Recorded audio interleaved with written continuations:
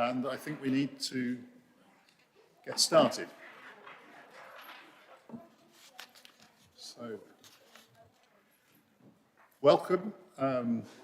Welcome back to Camborne. It seems like elements of normality are returning, although the people on this table look like we've been consigned to operate the till in the post office. So if anyone while they're at it would like a first or a second class stamp, then we can do business through here as well. We've got a reasonably full agenda. We've got quite a lot of public questions. So I would ask people to keep focused on the questions in hand. Item 1 on our agenda is apologies for absence. And I have those from Heather Richards, Claire Ruskin, and Ian Solemn. Are there any others? No others. So we then go to item 2, declarations of interest. Are there any declarations of interest from members of the Assembly in relation to items on the agenda? It's already noted in my members' form, but obviously I live on Coldham's Lane in relation to the Chisholm Trail and the other items of network access. Okay, thank you. Thank you. Noted. Just to note the way you were using the microphone, you apparently don't need to lean over and speak into it like that, so relax. Any other declarations of interest? No? Okay. So then people can declare them when we get to relevant items if they remember something between now and then. So minutes of the last meeting in the pack between pages 3 and 22. Does anyone have any issues of accuracy in relation to those? Heather Williams. Sorry, Chair, just to say I was going to abstain on the minutes as I wasn't present at the meeting. Fine, that's good. So no other issues indicated? Oh, yes, Simon. So, Simon Smith. at the foot of page 14, it's referring to the investment in grid reinforcement, and it notes there was a reluctance acceptance of the need to progress the matter. My recollection is that it was a unanimous vote, and I think the minutes should reflect that. I don't think it was, my understanding of what the Assembly was saying was there wasn't much in the way of reluctance, except it was unanimous. Could you just tell us again whereabouts you're reading? This is at the foot of page 13 of the minutes. 13.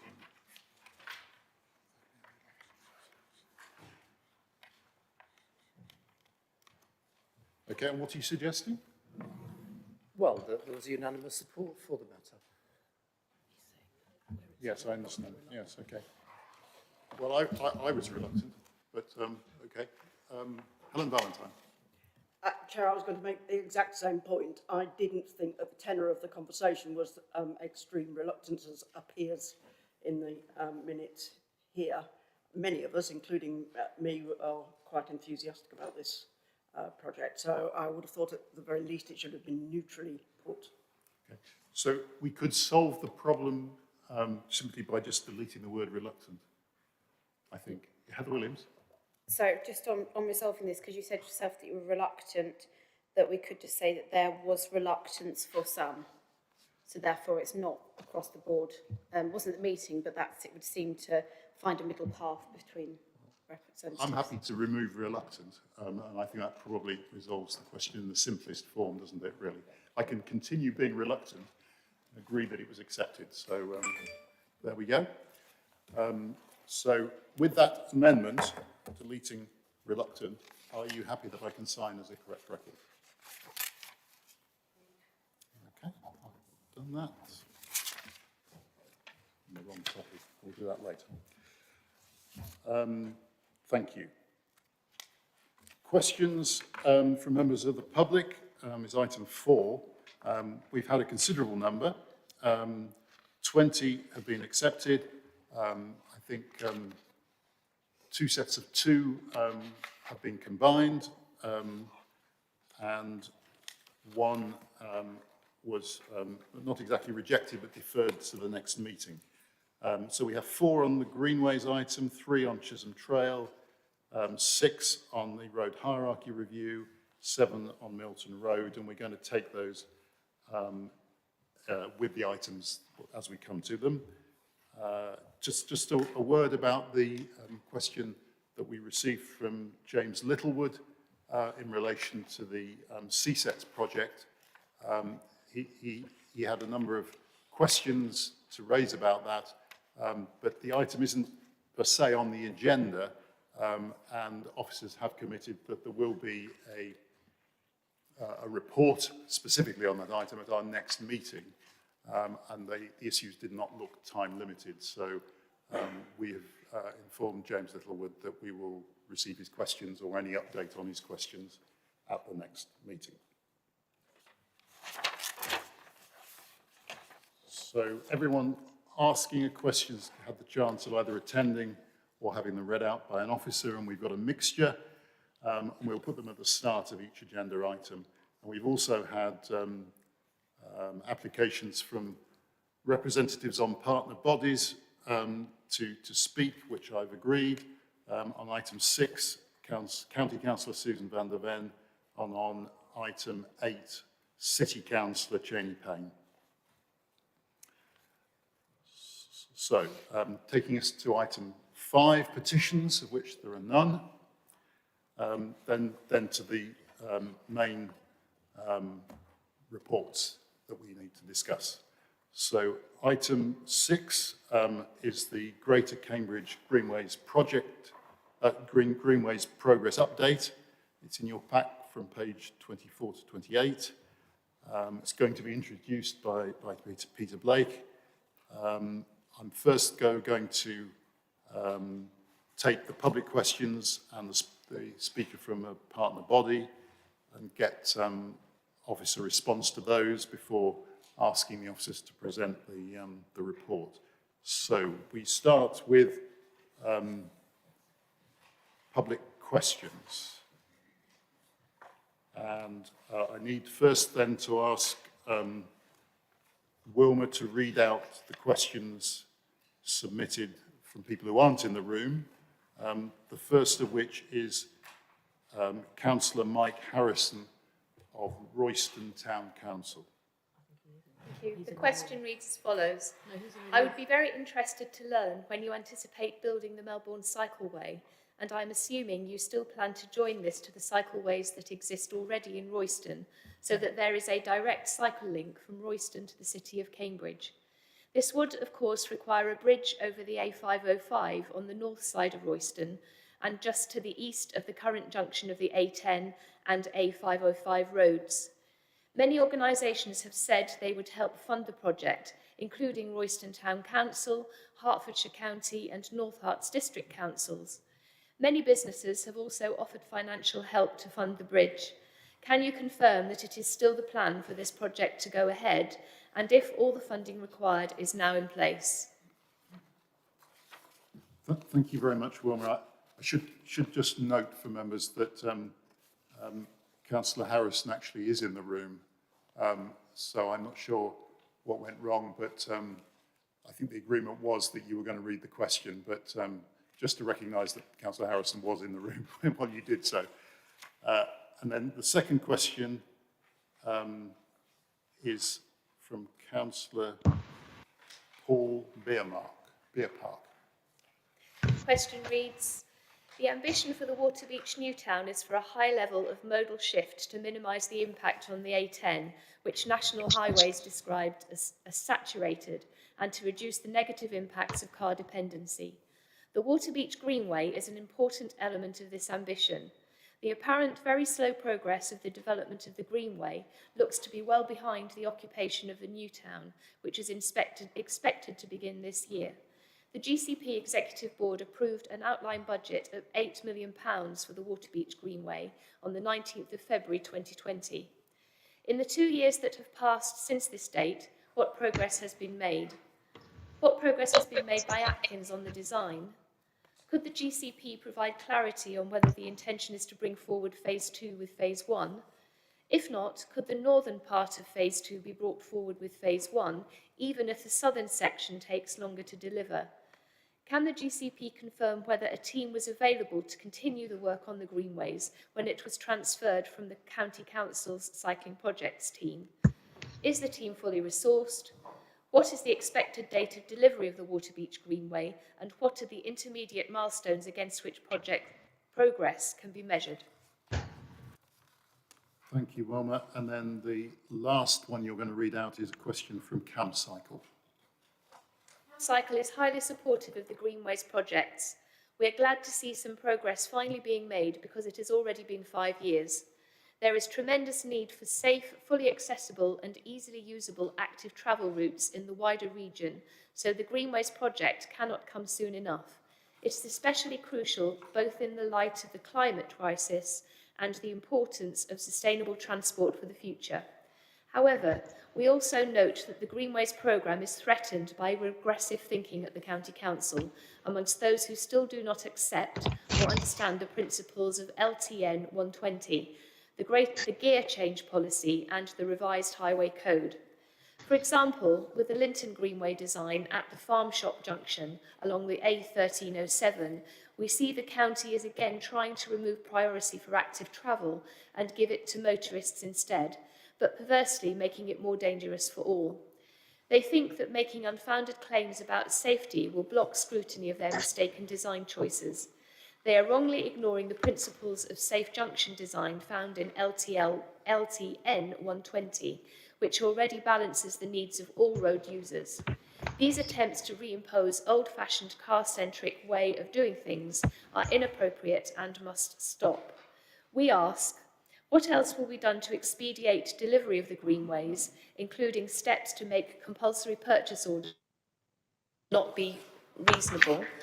How will the GCP ensure that designs will be in compliance with the safety and accessibility principles of LTN 120, the gear change policy and the updated highway code?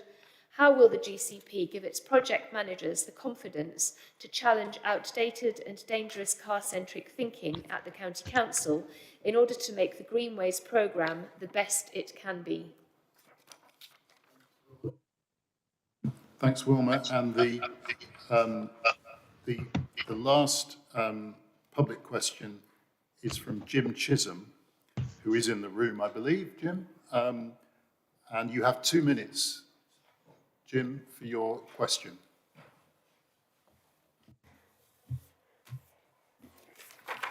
I'm going to take this thing off actually. This is my first in-person meeting since before the pandemic, which has, I'm well aware, made life and work difficult for all. But the slow, if not snail's pace of this project is more than concerning. This is a folder on a green wheel project. It was facilitated and funded by marshals and involved much support from their company secretary, Jonathan Barker, with fieldwork by Nigel Brigham of Sustrans. The first meeting was 19 years ago and proposed a wheel and spoke design with links between villages as well as the spokes into Cambridge.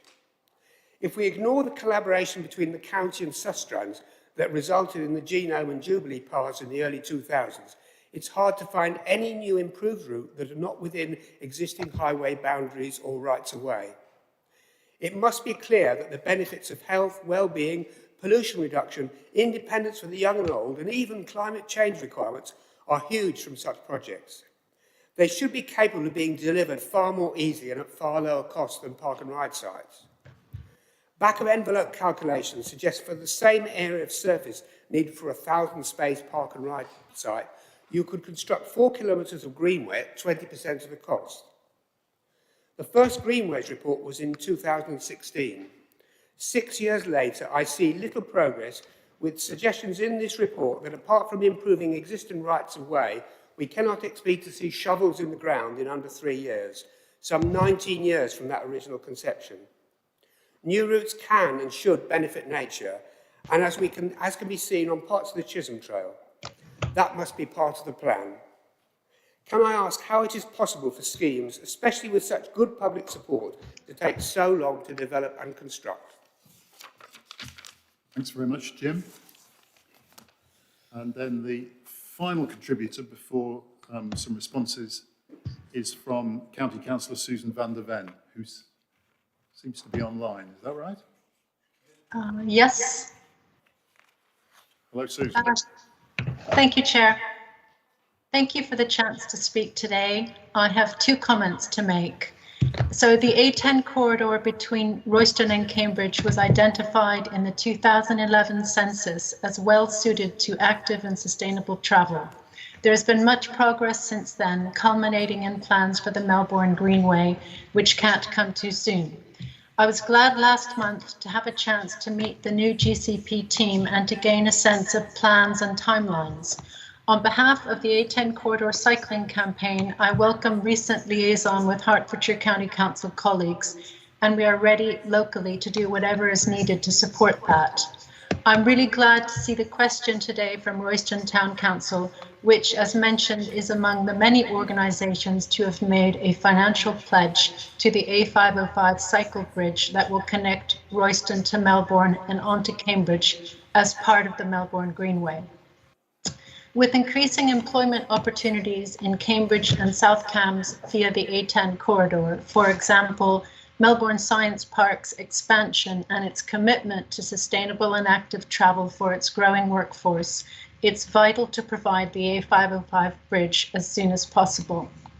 Secondly, echoing CamCycle's reference to the new highway code and DFT cycle infrastructure design, could I please urge the GCP to prioritise safer junctions along existing A10 multi-use paths? Sadly, since November, 2 cycle car collisions have taken place at the same location in Harston, including one several days ago. Thankfully, on these occasions, there were no fatalities.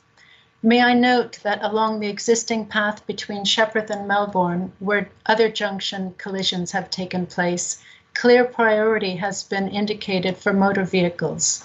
Cyclists say that this dissuades them from using a new path. The highway code and the new DFT guidance should greatly encourage improved design for active travel as part of the upcoming Melbourne Greenway. Thank you very much. Thanks very much, Susan. And now I think we need to get some responses from Peter Blake. Thank you, Chair. Good afternoon, Assembly. In terms of Councillor Harrison's question, the Melbourne Greenway is being progressed to programme with the next stage of technical design ongoing. The crossing of the A505 is clearly a key element of the aspiration of that Greenway, and the GCP has agreed to fund the design of the bridge and continue active dialogue with partners on securing a final funding package. And so discussions are ongoing with, in particular, Hertfordshire County Council, both around funding and indeed the detailed engineering design as part of the structure will finish on Hertfordshire land. So funding has already been allocated and secured through the 106. We are aware of local partner expressions of contributions for which we are extremely grateful. And as I say, we're in active discussions with Hertfordshire, both in terms of the detailed design of that bridge, but also future funding opportunities. Turning to Councillor Beer Park's question, there's a number of points that he raises.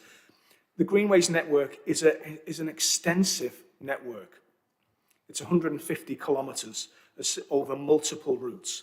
Delivering of that network, which I've explained to this Assembly and to the Board previously, has required mobilisation of significant resource, both in terms of project management, consultancy support, land agents, contractor support and the like. Those resources are in place. So we're in position to take this forward with the next stage of technical design underway on the Waterbeach Greenway and indeed the wider Greenway network. Environmental constraints have been mapped, meetings with stakeholders and local developers taken place, and the programme remains on track. The scope of the design work that we're looking at for the Waterbeach Greenway is the Greenway in its entirety. It's not just phase 1, it's phase 2 as well. Design consultants were appointed before the transfer of the County Council cycling project team, and therefore we've remained on working and remained on programme throughout. Is the team fully resourced? Yes, it is. The next key milestone will be public engagement with the full preliminary technical design, which is scheduled for September of this year, and the Greenway is currently on schedule for completion by 2024. Some similar points raised by CamCycle in their question in terms of delivery of the Greenways moving forward on programme. The GCP will utilise compulsory purchase order powers if required. I believe the Executive Board has previously stated that. I think the desire has come from the Assembly as well, and we will be asking the Board to reaffirm that position as part of this short update report that is going to them next month. As part of the ongoing works, we are nevertheless approaching landowners in the hope that we don't have to go through a CPO process, both to secure access for survey work and indeed to secure longer-term agreements to either transfer land or indeed provide access rights over the land for delivery of the Greenways. The GCP clearly takes into account LTN 120 gear change in the updated highway code in the design of its active travel. And we've procured our design teams through the Joint Professional Services Framework who are experienced in delivering and developing schemes that do just that. In addition, the designs are checked through the independent design review, which is the road safety audit process. We had quite an extensive discussion on that at our last meeting. And the update and the outcome of that will be presented to the public as part of the engagement process set out in the paper. In terms of the project managers and the car-centric thinking issue, we will continue to work with County Council colleagues, including the independent road safety audit process. I think quite important to recognise that's an independent process. And also we'll continue to work closely with stakeholder groups such as CamCycle to deliver the best possible schemes across not just the Greenways network, but indeed all of our schemes and wider programme. And then finally, in terms of the question submitted, in terms of Jim Chisholm's question around length of time, Greater Cambridge has an extremely engaged and knowledgeable public, and they don't always agree. We go at great pains to undertake consultation and engagement exercises that try and bring parties together to deliver the best possible schemes, managing competing demands. And that exists on Greenways as it exists on all the other schemes across our programme. Greenways were first considered by county colleagues in 2016, that's true. The GCP subsequently picked up the baton, delivering the quick wins. So that was £3.5 million worth of expenditure on Greenways in 2018 and 2019, securing approval for the wider network in 2019 and 2020, and then taking that network development forward in 2021. We remain committed to delivering the Greenways network as planned by 2025. And then finally, in terms of Councillor Van der Ven's comments, would recognise and endorse the issues that are raised on the A10.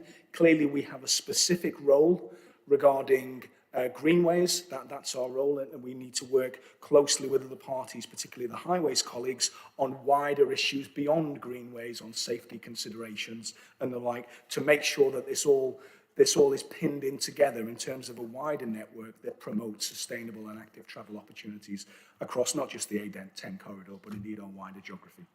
I hope that's helpful, Chair. Thank you very much, Peter. And I'm going to turn it right round for you to proceed to present your report. Thank you, Chair. This is a short update report. The substantive report the Assembly and Board will receive in October that will outline both the business case that we're obliged to produce under our governance arrangements and a detailed delivery plan for the Greenways network. As I've touched upon previously, this is a substantive piece of work. It's £80 million plus in terms of expenditure, 12 routes, 150 kilometres. We've already spent £3 million on the quick wins, and we have assembled the team and the capability to deliver the wider network in terms of project management, consultant, land agents, and the like. Para 2.2 outlines some of the current work areas across the wider network, so in relating to business case, design principles, wayfinding, and the like. Section 3 outlines specific work areas on individual greenways, both in terms of greenways where we're on site, or we've done some work around Linton, Combat and St Ives, but also the planned engagement through 2022 that will lead us forward in terms of the next stage of the delivery of this programme. I'll perhaps stop there, Chair, and try and answer any questions that the Assembly may have. Thank you very much, Peter. So, as I normally do, I just want to direct members before contributions to the question we're being asked, really, because there's probably lots of things we can say, but the question that we're being asked is reflected in paragraph 1.5 on page 25. We're being asked to consider the progress to be presented to the Executive Board, and in particular, the proposal to present the outline business case and the delivery programme to the October Board, and secondly, to note the proposed engagement with key stakeholders, which is in the table on page 27. So if we could sort of try and keep to that focus of the report, can I see some questions? So I've got Eileen and Heather. Go ahead, Eileen. Thank you, Chair. I've just got one question about the St Ives Greenway. It has been raised before about the potential flooding that happens now and again at Swavesey, and whether that is being taken into account in the work that's being taken forward. Thank you. Thank you. I've got Neil and then Brian, and then Chris. Yes, I'd like to ask two questions, one about budget and the other stakeholders.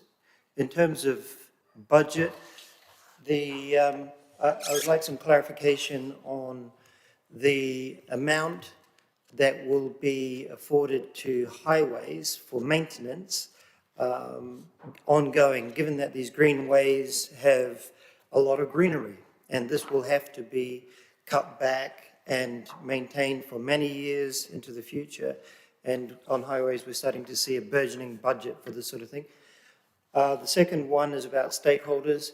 I've got a lot of questions from equestrians. Obviously, we have to consider equestrians in all of these projects, highways and especially greenways. Thank you. Thanks, Neil. I missed out Heather, and so she should be next. Easily forgotten, Chair. As South Cambs Council, as I say, I very rarely speak, not. I see raised eyebrows by Councillor Milnes. I think, taking your advice and looking at 1.5, I think I'm supportive of it going to the October Board. I think we will always like things like this sooner, but there are practicalities in play. And I think we have to appreciate that. Key stakeholders, I have to say, is local government jargon that people struggle with. What is key and what is a stakeholder quite often. So yes, I propose on the engagement, but I would really like that engagement to be accessible, not jargon. I think it's important, particularly I think in the city you have area committees, in South Cambs we have parishes and towns. I've fed back previously that some of my parish councils really struggled to do the response and the surveys because it was designed for individuals. It was sort of say, how often do you go to Cambridge? How often do you do this? So when you're making a group response, obviously it's going to be very varying changes in that. So I'm supportive of it going through and obviously I noted today, but I really would like us to really look hard at how we make it accessible to those that aren't familiar with the language, the terminology, or actually those that need to give a group response. I'd also like to say that this potentially would be good to see how we can get some subsequent action and improvements from this. So a lot has been said about the Melbourne to Royston. There's a big part of South Cambridgeshire that is south of Royston. You know, the world doesn't stop there, and we have more train stations in the district from there. We've definitely got another one that currently has no linkages at all. And if you look at this map, there is a big swathe of the southwest of Cambridgeshire that isn't serviced at all. So things like Bassingbourne, which is a huge settlement, it's got the barracks as well. If that bridge is coming on board for the A10 purposes, can we please make sure that when we're planning this, that we look beyond as well to see what future opportunities might come awry to help those communities as well. Thank you, Chair. Thanks, Heather. So we've had 3 questions. I'll ask Peter to come back on those 3 first. Thank you, Chair. So in terms of Eileen's point, absolutely flooding on St Ives.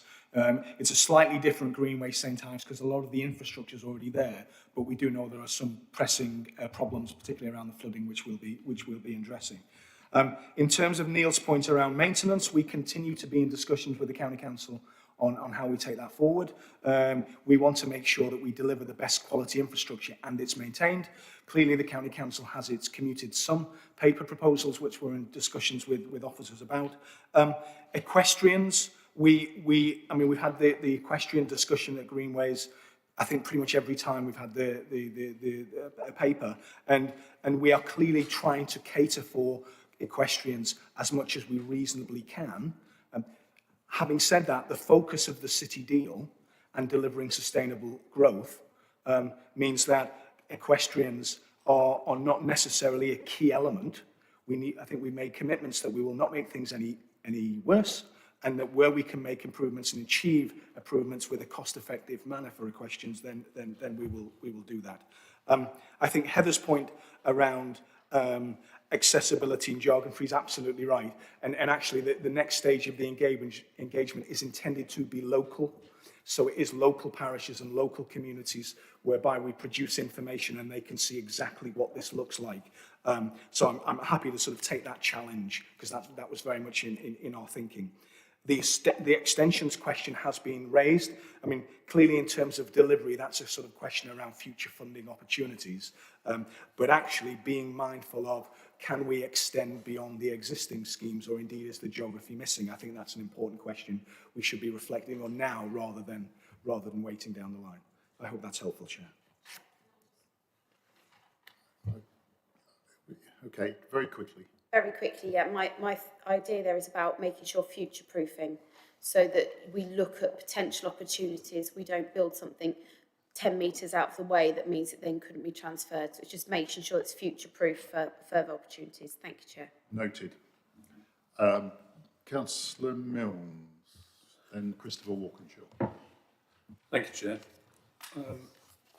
So one of the problems that we have with our current cycle network is an inconsistency in the way that it's laid out. And it would be instructive, and I'd like to say that I'd tried today to come by bike, but it's too far away. And that's the nature of the problem that we're dealing with here. So if we are committed to LTN 120, which I believe we are, then that should address the issue for future developments. But I just want to make sure that we are committing ourselves to go to existing ones. So there's a particular one that I have an issue with, which was the A10 in Harston, which I came off the cycleway because there was a fenced barrier and I didn't know how to get round it. And on rejoining the cycleway, I hit the raised curb that was in the middle of a drop curb and took a 180-degree diversion and broke my arm. So there's a personal plea to go back onto existing routes. The other thing that I wanted to mention, the aspiration of a bridge is all very well, but it's part of the steering group or working group on the Royston to Four Wentways work that the County Council did. And I just want to make sure that we are liaising with that working group and making sure that we've got some consistency on there. Because there's a whole slew of improvements to there, but almost all of them are unfunded. So there's a big question hanging over that. And then finally, I just invite Peter to repeat his observation of his purchase of land for the Greenways. That a previous meeting he used a very colourful expression, and I just wanted to know whether he's still... Politely colourful. Oh, politely, very, very much so, but I'd be pleased for him to repeat that here today. Thank you. Christopher Walkinshaw. Good afternoon, thank you very much. Just really an observation. When you look at the map on page 25, it's a tremendous network that's been created, and it's slightly Heather's point on future-proofing, something I should have noticed before, but the north and east, they're very truncated. They don't go very far. And if you take the Swaffham's Greenway, for example, it seems a serious omission that it doesn't go as far as Burwell, which is much the larger area, residential area than the smaller villages en route. So perhaps for the future, but it's just noticeable that north and east just cut off within a few miles. Thank you. Thank you. I wanted to make a point myself, if I could. I felt that when we were had an item on the update on this programme, that we were probably going to get a bit more than this, a bit more granular information on progress and issues and whether they risked holding us up in reaching our objectives. The public questions have all expressed some varying degrees of frustration and impatience with delivery, which I think we can't fail but get the message. I feel that we need a better way going forward of keeping track of each of these as projects so that we can understand the issues and understand the timelines a little better. And I do see that we're talking about further report to the board in October, but I think we need some assurance going forward that we have access to a closer level of ability to monitor ourselves, because there is a very high level of interest in this programme, and I think it's captured a lot of people's imagination. That's all good news, but we just need to be able to support that with transparency and information about how we proceed towards the ultimate goal. So, Peter, that's 3 contributions. If I could get your answer, I have no further indications, and so that will be the final response. Thank you, Chair. I was bullish, I think, in my optimism that the capacity was in place to deliver the Greenways network, and said something very polite in that regard. I think the existing issues and the links with the Melbourne and the A10 are well made, I think, but it also reflects the wider environment in which we work, that we have a defined role and we need to work with partners. And if we can lever in statutory functions or lever in funding or lever in partnership working, collectively we'll all achieve more, I think. And we're mindful of that. And we are in contact with the group that you suggested. In terms of the network itself, that point has been raised previously. I mean, my answer has always been, this is the starting point for Greenways. If you can get this network in, prove it works, and the enthusiasm that's for the network continues through, then experience teaches me that actually once you've got a jolly good idea, people like investing in jolly good idea part 2 or part 3 or anything else. So I think focusing that. And I think in terms of the Chair's point about transparency going forward, I entirely accept that. And I think that we will be reflecting that in the report in October. And if not, I'll be here to be defending why not. But I recognise the issue around transparency, and people want to see progress. At the same time, this is a very large scheme. We've needed to put the building blocks in place, which we've done, as well as delivering things like the quick wins. And I think we're now in a position to generally be more transparent anyway, because there will be more going on, particularly around the engagement process this year. But again, I do take the challenge, and will reflect on that particular issue for the October paper. I think my question was lost in my storytelling about retrofitting. There's a lesson for you there then, Brian. Yeah, thank you. Quickly, retrofitting LTN 120. And whether we're going to make sure that existing parts of our network are... And we have a role in that, but again, and you will have heard me say this before, we have a mission that is to deliver our infrastructure programme and work with our statutory partners. What we're not here to do is to step on the toes of statutory. partners. We're here to support. So retrofitting, absolutely work with, in this case, the Highways Authority to do that. If it's something that we've done previously, it's clearly within our programme. If it's not, then we have a role supporting others doing it. Thanks. So, to sum up on this item, we've got, oh, sorry, you hadn't indicated in time, Simon. I can bring us up another item. Is it appropriate to this item? I'll say so. Quickly then.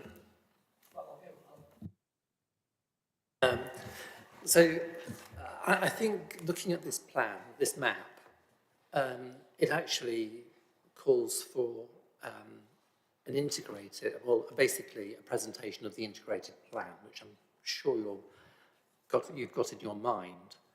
And actually this item speaks to not just this particular agenda item, but to the Chisholm Trail and to the network hierarchy review, because there's a bit in the middle that isn't actually shown on this plan. I know they're not greenways, but it's all part of the integrated active transport network that's emerging through these papers, but also this very big suite of policies that you've got in front of you, like the Eastern Access, City Access, Local Transport Connectivity Plan, the active travel strategy, and City Councils making spaces for people, and critically, I think, the local plan.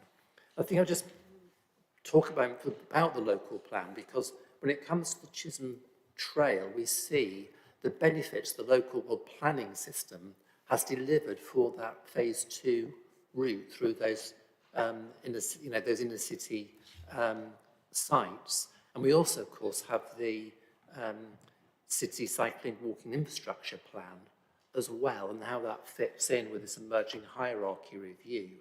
So I think we'd all benefit from having a sight of it, having visibility about this emerging plan, so we can see how the network is unfolding.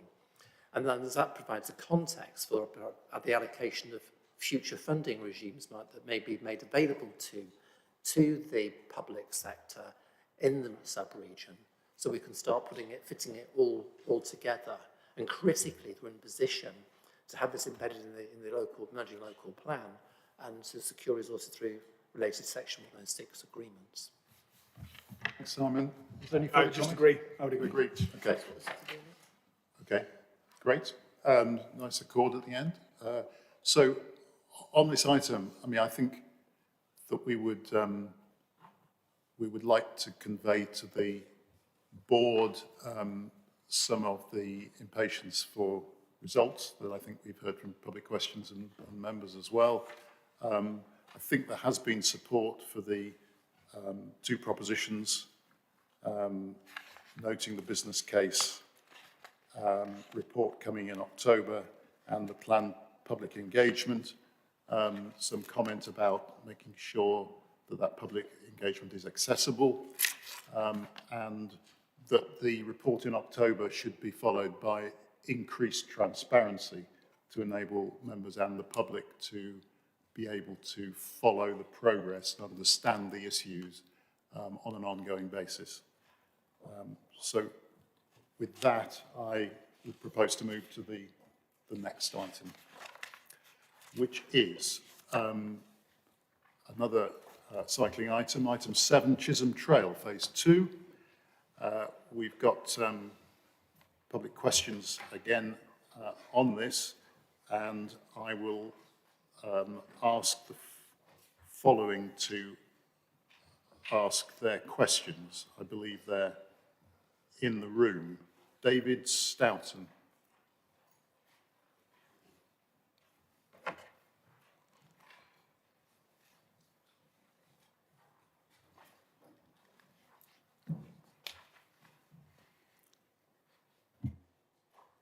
Good afternoon, Chair, members. I'm here representing Living Streets Cambridge, the organisation for pedestrians.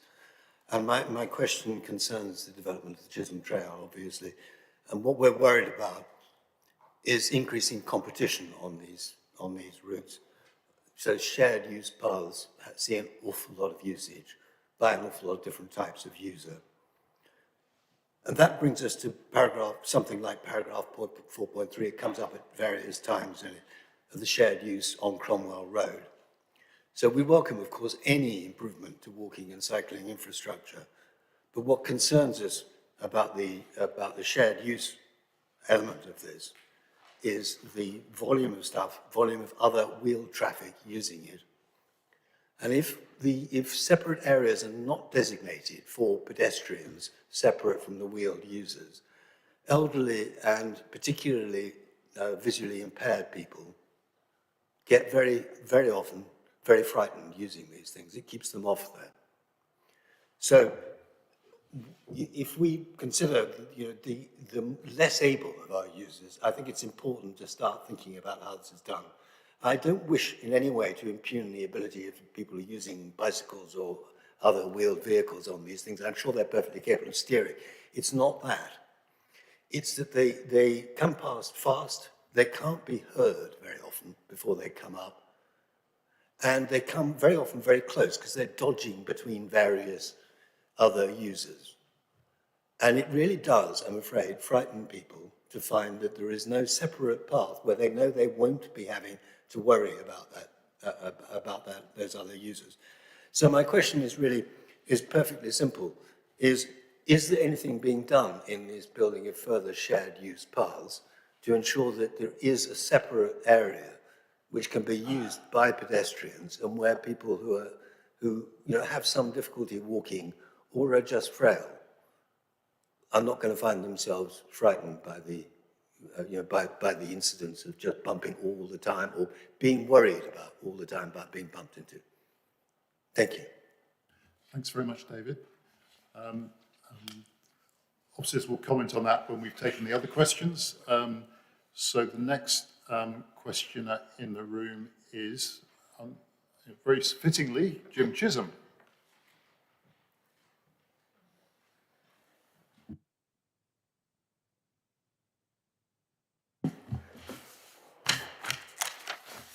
Thank you. First, I'm going to take this thing off. That's what happens when my glasses come off then. First, I must take this opportunity to thank all here for their part in the opening of Phase 1 before Christmas. It has been a joy to meet those walking, both with and without dogs, and those jogging, not to mention those on normal cycles, in numbers far greater than I expected. All those I see, including young children feeling free on bikes, and those in mobility buggies, are amazed at these new links through hidden lands from Chesterton to the Leper Chapel. So this is Phase 2.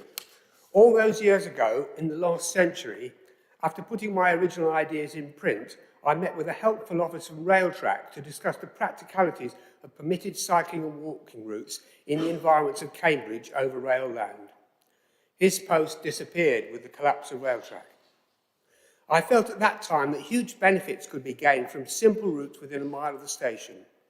Adding to that integration with potential development sites, together with linking to an eastern entrance to the station, as first proposed in the Holford Report in 1950, could multiply benefits for all.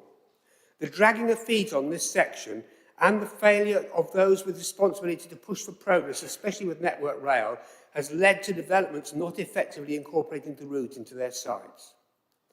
I do at least see hints of progress with the essential matter of the driver's walking route.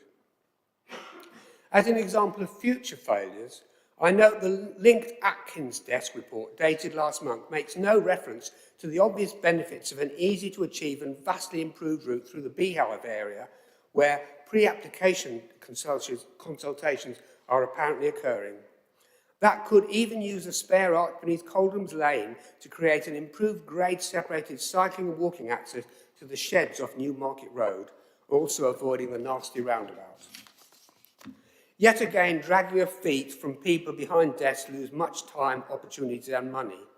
How can we speed up these final steps? Can I ask that we have some consistency of the more senior management and from people prepared to gain local knowledge so as to speed up the process? Why keep repeating mistakes of the past? Jim, just if I could ask you a question myself. The way the report is written, the Chisholm Trail from the north finishes at the station. Wasn't the original concept that it also included the bit that we've got already south of the station? Yes, I mean, I think so. I mean, I think I've always said that actually the guided busway paths had a great benefit because they enabled us to break one of the big barriers that of getting through Hills Road Bridge. So there are benefits, and it is the linking into the wider network that is the issue. But I think it was that core section between Coldham's Lane and Hills Road where I thought all those years ago there were good opportunities. Thank you. Thank you. The next question is to be read out by Wilma, and it's from CamCycle. Question reads, CamCycle would like to thank the GCP and everyone who has worked so hard to deliver Phase 1 of the Chisholm Trail, a route which has already been enjoyed by many people walking and cycling in the local area. In the 56 days it has been opened, it has already transformed thousands of journeys. Thank you. However, there is still some work to be done even there. Many issues remain, such as the dangerous and exclusionary barrier that was installed on the northern bridge ramp at the last moment without stakeholder consultation or consideration of LTN 120, or the missing lighting in some sections, which is creating personal security concerns for many people. We welcome this agenda report and hope to see Phase 2 open as soon as possible. We agree with the Atkins report that it is essential that all routes proposed are of high quality, including surface quality, convenience, alignment with desire lines, wayfinding, road markings, continuity. However, we are concerned that Figure 2 shows parts of the Phase 2 route have now been marked as existing routes, especially the section with the Beehive Centre and the Coldham's Lane Bridge, both of which are currently in terrible condition. We also note with concern that the map has not been updated to include the Station Square cycleway that has been agreed upon with the developers of the B2, F2 sites. We ask, what steps will be taken to ensure compliance with LTN 120 and its accessibility and safety principles on Phase 1's remaining issues and Phase 2's development? How will problems be fixed on so-called existing routes like the Beehive Centre and Coldham's Lane Bridge, which are not suitable as is and need updating to bring them to the LTN 120 standards for all ages and abilities cycling? Thank you, Wilma, and CamCycle. And then I will ask Peter Blake to respond to that series of questions. Thank you, Chair. I mean, David Stanton raises a very important point around the competing demands in the road space that we've got. We are very conscious of the increasing use of e-bikes and e-scooters, regulated or otherwise, which is exactly why we follow the latest design guidance and exactly why we have an independent road safety audit process which we follow to go through. The paper is outlining consultation on that section during the summer. So whilst there's an initial proposal and our experience of, for example, Histon or Milton Road of shared use vis-a-vis separated walking and cycle lanes, that was a very active part of the consultation discussions. I expect it to be an active part of those consultation discussions again, and we very much welcome you and the wider community in contributing that over the summer. Jim raises a number of issues, some of which predate me. A lot of them reflect the rich governance environment that we have, that we've touched upon previously, whereby we have different partners doing slightly different things. We have a programme of work in terms of the Chisholm Trail. We have a scheme to deliver that's fairly clearly defined, and we are working with developers with some success or maybe a little bit less success in terms of doing that. We work very closely with the statutory planning and highway agencies in terms of that wider role, assessing planning applications and decisions around that. Phase 2 can only be delivered with developers and landowners in the area, particularly Network Rail, which is why we've been at pains to have a very active conversation with them over many, many months. They are starting some work in the near future, which will be of benefit, and we continue to liaise with them on the outstanding parts of the Chisholm Trail Phase 2, and that those conversations will continue going forward. In terms of the CAM cycle question,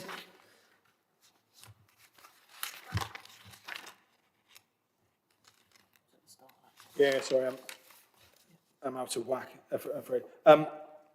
So the Chisholm Trail project team for Phase 1 are continuing to finalise that scheme. The scheme was opened. There are some elements that still need work. We will not be reviewing aspects of that scheme until we've gone through the road safety audit Phase 3, which is a statutory process that is undertaken 3 or 4 months after the scheme opens and assesses the impact, usability and other points. Nevertheless, as I've said previously, we entirely accept LTN 120 accessibility and safety principles. They've been adopted into Chisholm Trails Phase 2. You'll, of course, that LTN wasn't around when Chisholm Trail Phase 1 was going through its detailed development, and so that needs to be reflected on.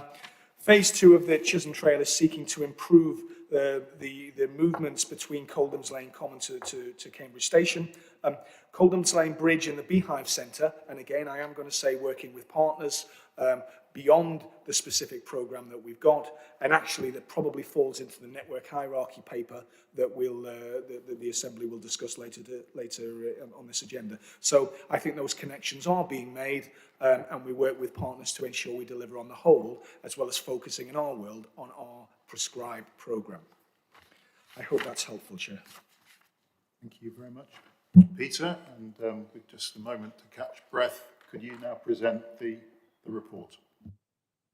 Yes, thank you, Chair. So as Jim Chisholm outlined, Phase 1 was opened prior to Christmas. This focuses on Phase 2. Unlike Phase 1, it's not a single bit of kit. It's not a single project.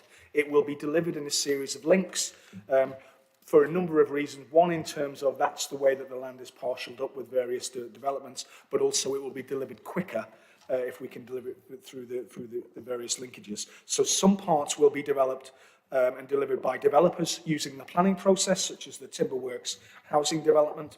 Some are very much linked to the railway. So the work on Mill Road Bridge to Clifton Road, which Network Rail are hoping to undertake and complete by the end of this financial year, that will progress. And some are very much linked to our work and planned consultations that we will take forward over the next few months, such as Coldham's Lane Junction, Cromwell Road, and Great Eastern Street Car Park. So what this is designed to do is to give a very clear indication of next steps and the consultation that will be required over the summer period. I think, as I've said in the Greenways paper, the Executive Board will also be asked to affirm its appetite for compulsory purchase orders in terms of securing delivery of this scheme going forward. I'll maybe stop there, Chair, and hopefully try and answer any questions. Thank you, Peter. So I'm going to make a list of, I see Karen, I see Alex, Heather, a bit out of area for Heather, but there we go, and Helen. Yeah. Okay, so let's get started. Karen, would you like to go first? Thank you, Chair. I'd just like to endorse some of the public comments that have been made, particularly by CamCycle, for the existing infrastructure to be looked at as well, and particularly the Coldham's Lane Bridge. I use that myself, and there's a blind corner at the bottom of it, so I don't really consider that very safe for cycling. But yeah, to commend everybody on the work that's been done to date on Phase 1. The other aspect is picking up on Councillor Smith's earlier comments about really thinking about the integration of all the different schemes. Obviously, this is linking in to some of the Greenways as well, and to think about the phasing of the projects and how the overall package of construction projects will be phased as well. Thank you. Thanks, Karen. Alex. Thank you very much. And it's brilliant to see the Chisholm Trail open. I have used it several times myself, and it's great to see it so well used.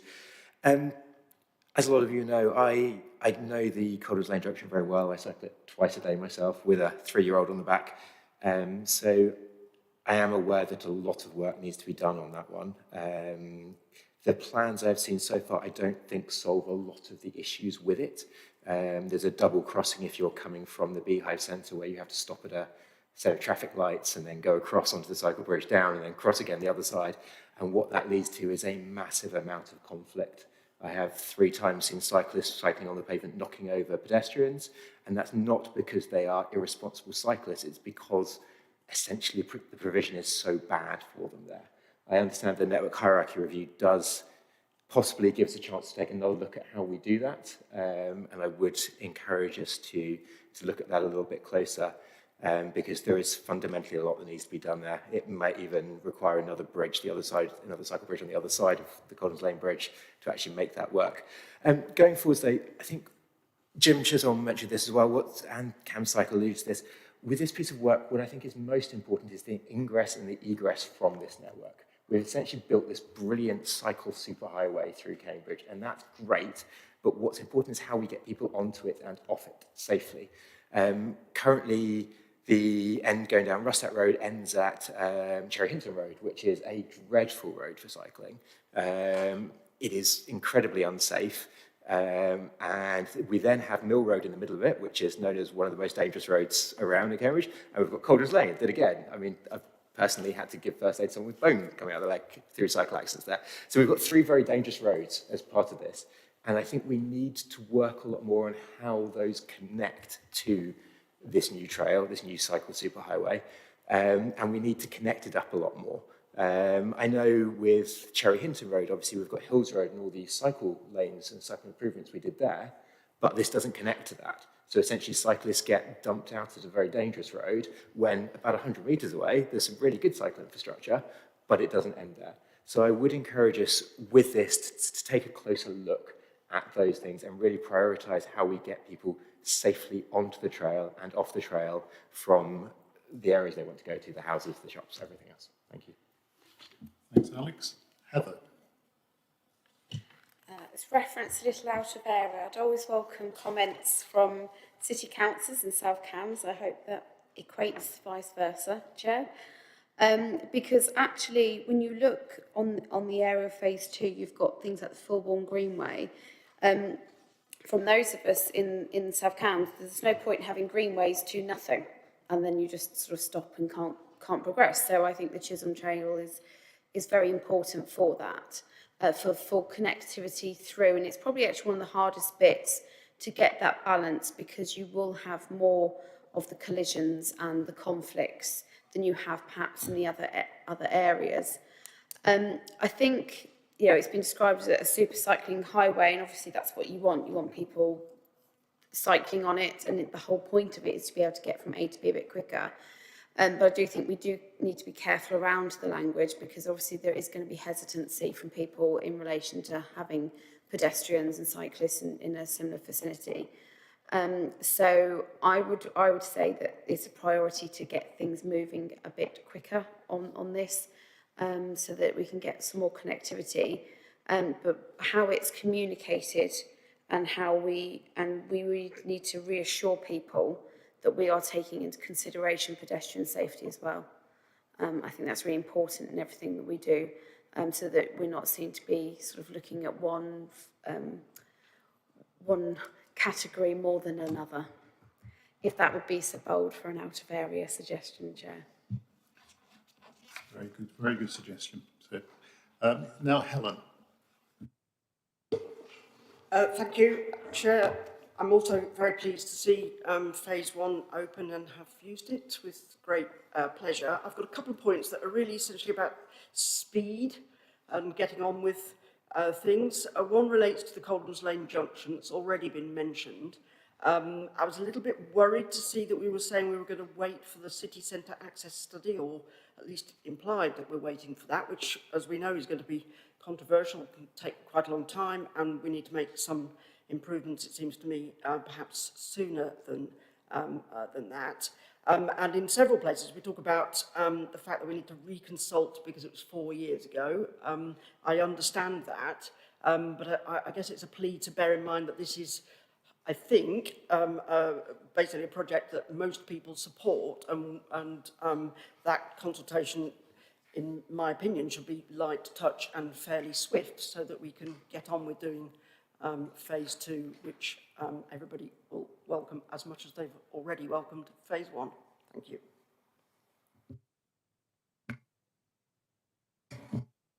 Neil? Thank you very much for phase one. It's something I usually say, that Cambridge is a cycling city, but not a cycle-friendly city. And now we have the shining example of what it could be. We have seen the change in hierarchy on the highways in terms of safety and who should look after who. And there's a letter that is attached to today's information from the Police and Crime Commissioner that shows 4 out of 5 serious injuries or death in Cambridge are walking or cycling. And so I very much appreciate the comments made by Alex and David.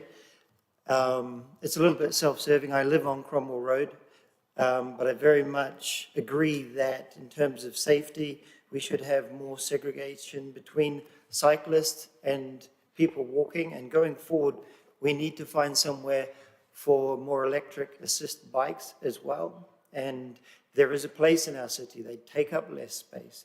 We want them instead of cars. But the CPCA, the county, and ourselves here all have the same feedback from public.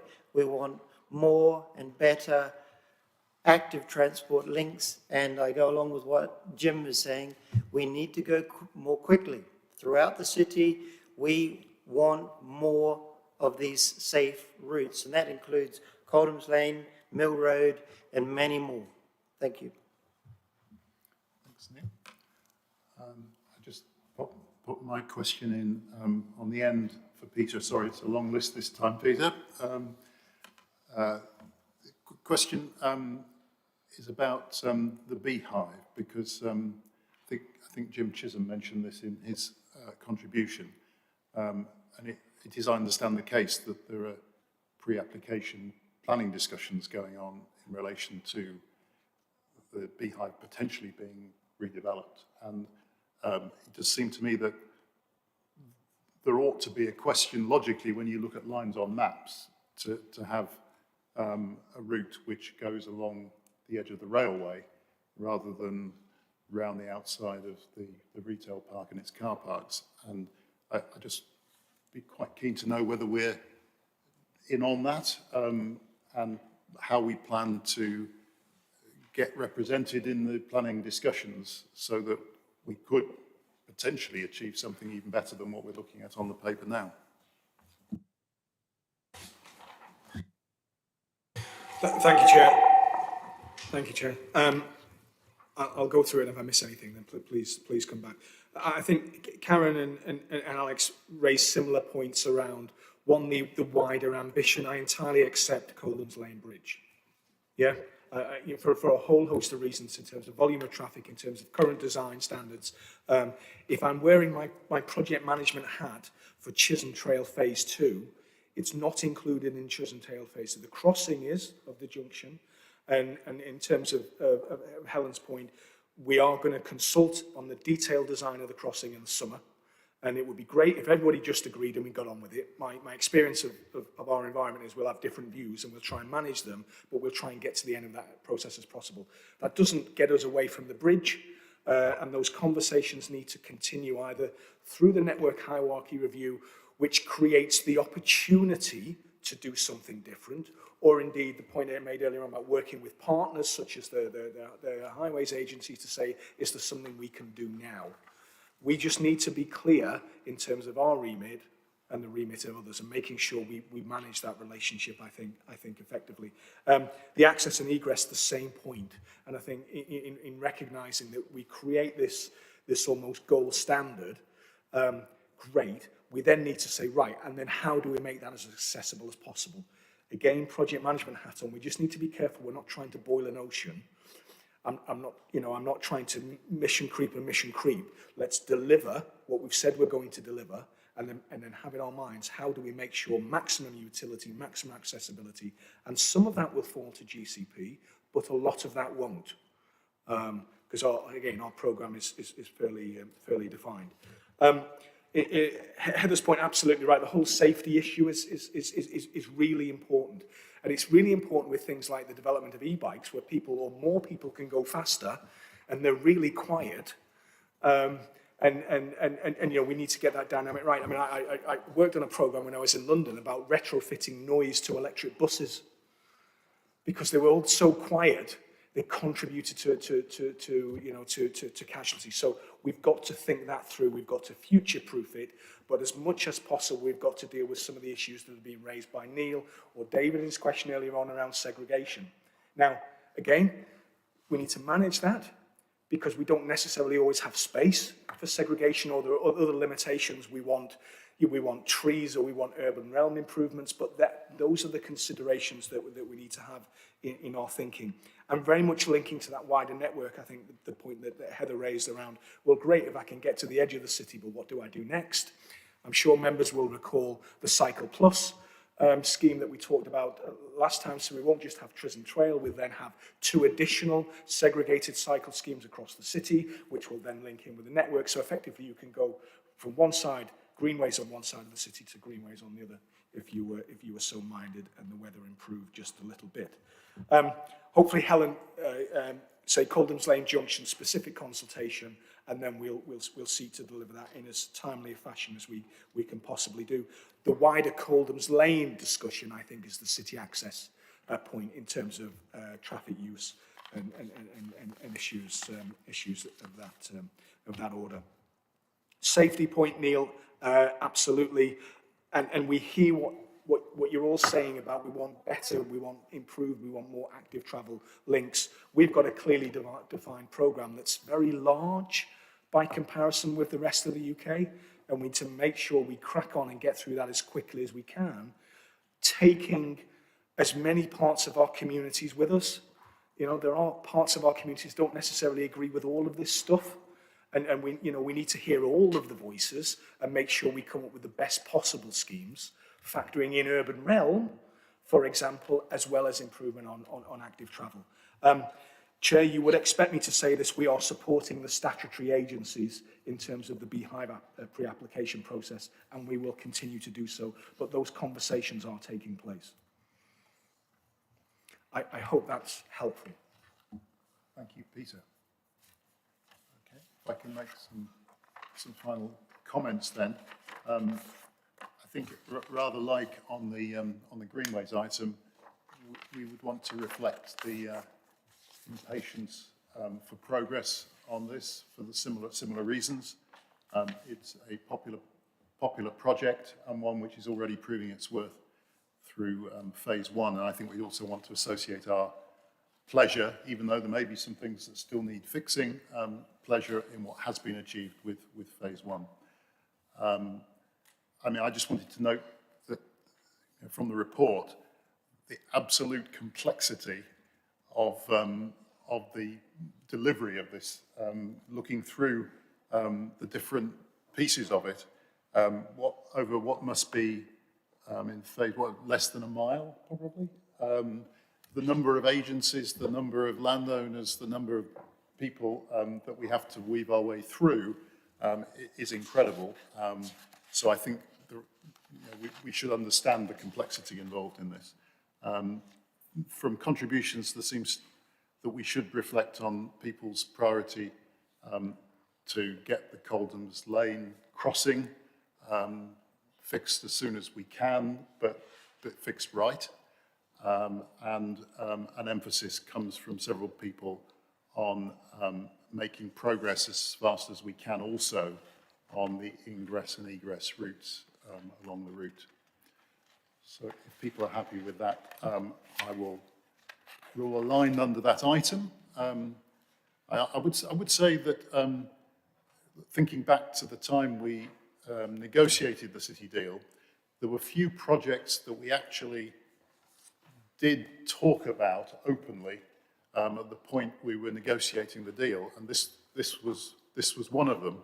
I remember distinctly going along to a meeting with ministers in the House of Commons, and one of the illustrations we made was the speed with which one could commute from the northeast to the southwest of the city by sustainable means if we could deliver this project. So it's kind of, we should be very proud that something that was seen at that very early stage is really the heart of what this was about. and has now started to be used.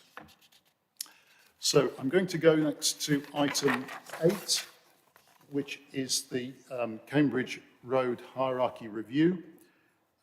And I am going to start our way through the questions on this, which there are several.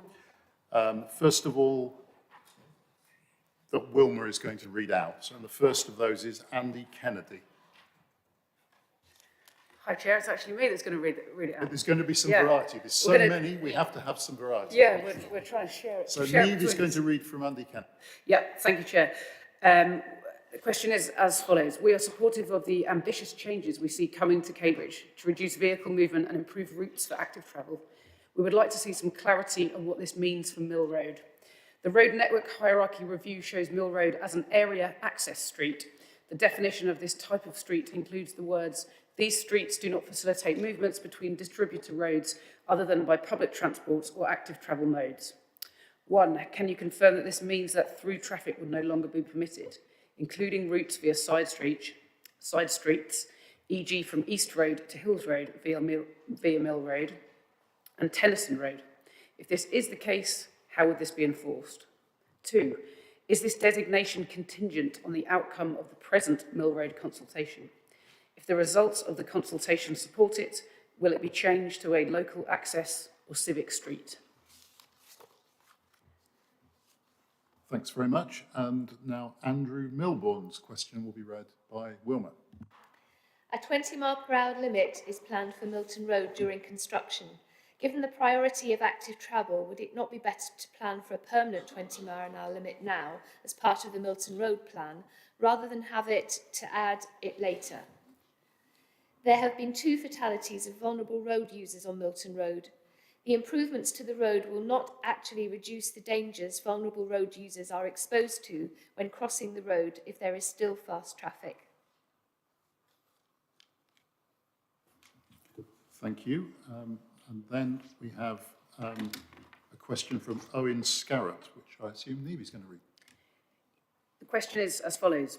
Eddington Avenue, Turing Way, as part of the flagship Sustainable Eddington development, was not designed or built as a bypass between 2A roads and the motorway, Huntingdon Road and Muddingley Road /M11. Whilst designated on the road hierarchy as an area access street, providing a link between major distributor roads with no restrictions, it should not be, given the nature of the development as a high-density residential and containing 3 educational establishments. The closure of Stories Way and lack of through traffic filters has made this road into an effective bypass for drivers using the route as a shortcut, rather than using larger A-designated roads, A14 Histon Road and M11 Bar Hill. This is resulting in thousands of vehicles a day transiting through Eddington, including HGVs, motorway traffic running alongside a school playground.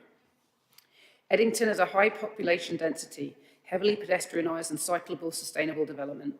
There are no formalised pedestrian crossings because the level of through traffic experienced today was never forecast for the development. It has resulted in the need for the school to request a crossing person because the traffic volume is so bad. It is having a direct impact on the safety of school children, as well as air quality impacts alongside a school. The descriptor for an area access street in the papers is that they are not subject to restrictions unless a sustainable alternative is available. However, the A14 and the Bar Hill routes are both far more suitable access routes to the M11 than Eddington. So I think that some restrictions on through traffic should be added to reflect and protect the nature of the Eddington development. Will the committee recognise this planning oversight and make Eddington Avenue /Turing Way non-thoroughfare for non-residents and keep safety and sustainability a top priority for Eddington and Cambridge? Thank you, Neve. And then Dr. George Fardulakis and Vincent Poole very kindly agreed to amalgamate their question into one because it was similar. That's me again, Chair. The question is as follows. Don't look up Aubrey Road East. Speeding and congestion on this narrow residential road is shocking yet ignored. No action has been taken to address its uniquely inappropriate characteristics. Aubrey Road suffered 2 road deaths and many accidents in the last 10 years. Aubrey Road East is just 7.3 metres wide. It has narrow pavements, no grass verge protection, no space for cycle lanes, no driveways or alternative parking capacity nearby. Arbury Road East has the same width as Union Lane. The LCWIP identifies them together as a priority cycle route, yet it's marked separately as an area access in the draft hierarchy. The draft recognises Arbury Road together with wider roads, many with space for cycle lanes and verges. What are the objective and quantifiable criteria will be used in categorising roads in the draft final road hierarchy? Arbury Road is signposted cycle route and traffic harmed area. It has 2 schools directly on it, yet school children cyclists are forced onto pavements, overtaken dangerously or pass closely at speed when walking. The road is also used as access for students going to the Grove, Arbury and Milton Road primary schools, colleges, nursery school and Chesterton Community College. Arbury Road East is an important but unimproved part of a major cycle route already used by many cyclists as well as by cycling parents with primary age children. But it carries dangerous levels of speeding through traffic, including HGVs. Will the committee ensure a joined-up approach for Arbury Road East, considering 1, the LCWIP recommendations, 2, the Cambridge Citizens Assembly, 3, hierarchy review principles, objective H, encouraging the use of most appropriate routes for general traffic, 4, the tranche 2 EATF consultation, 5, Milton Road redevelopment effects on Arbury Road and junction with Milton Road. If we are to fulfil the GCP's aims of creating safe spaces for active travel, reduce pollution, the logic must point towards the previously welcomed experimental modal filter on Arbury Road East, intended for tranche 2 of government spending. What actions will the committee GCP take to join up existing plans, recommendations and priorities for Arbury Road East? We cannot sit tight and assess anymore. Thank you, Niamh. And then we have a question from CamCycle, which I think Wilma's going to read out. CamCycle welcomes this report, which has the seeds of an ambitious vision. We are pleased that the report has been inspired by places such as Waltham Forest and Ljubljana and is now focused on how a city can best serve people. If followed, such a holistic vision will provide essential guidance as the GCP develops active travel and public transport networks. It will also help guide the future of streets, including Mill Road, Arbury Road and Coldham's Lane, where councillors and residents have repeatedly highlighted the lack of any strategic plan to solve problems. With the potential for a transformative change to local transport options, we agree that public conversation will be essential.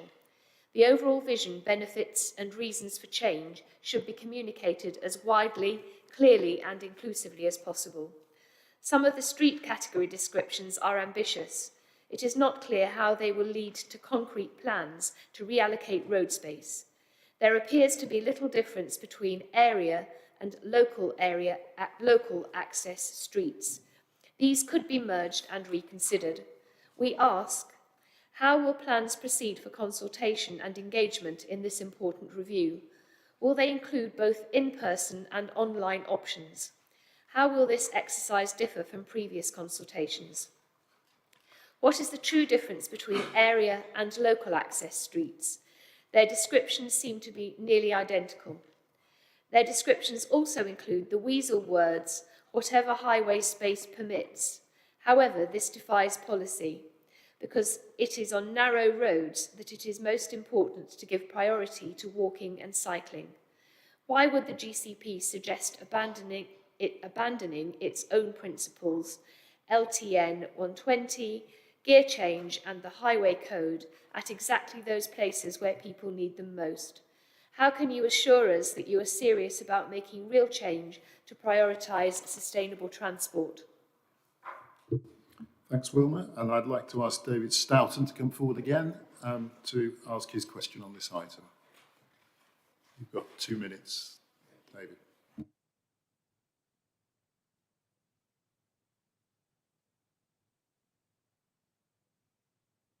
Start with that. Living Streets is obviously very pleased with the provisions of the new highway code, and I speak pretty generally, I think, for Living Streets as a whole on that. Here in Cambridge, we're very pleased indeed that you've, as Greater Cambridge Partnership, are taking on the business of reviewing the road user hierarchy with a view to getting some of that stuff implemented. There are, however, some slight concerns. It actually involves quite a considerable change, not only in the knowledge of drivers, after all, a lot of them took their driving tests a long time ago. The new highway code may not have impinged on them, but also in their behaviour. Clearly, they're going to have to behave differently in order to allow for implementation of these changes. And they prove very sensitive. You only have to look at what's happening on social media to see that it's mostly cyclists, actually, at the moment, taking advantage of the new provisions, getting cursed roundly by drivers. There's a lot of it about on the social media front. So what I want to say is this is a sensitive area. A lot of people are going to have a lot of sensitivity about how it works. They're going to have to be mindful of others. And as these adjustments are going to have to be handled with quite a lot of care and respect as we move through, or it could get dangerous.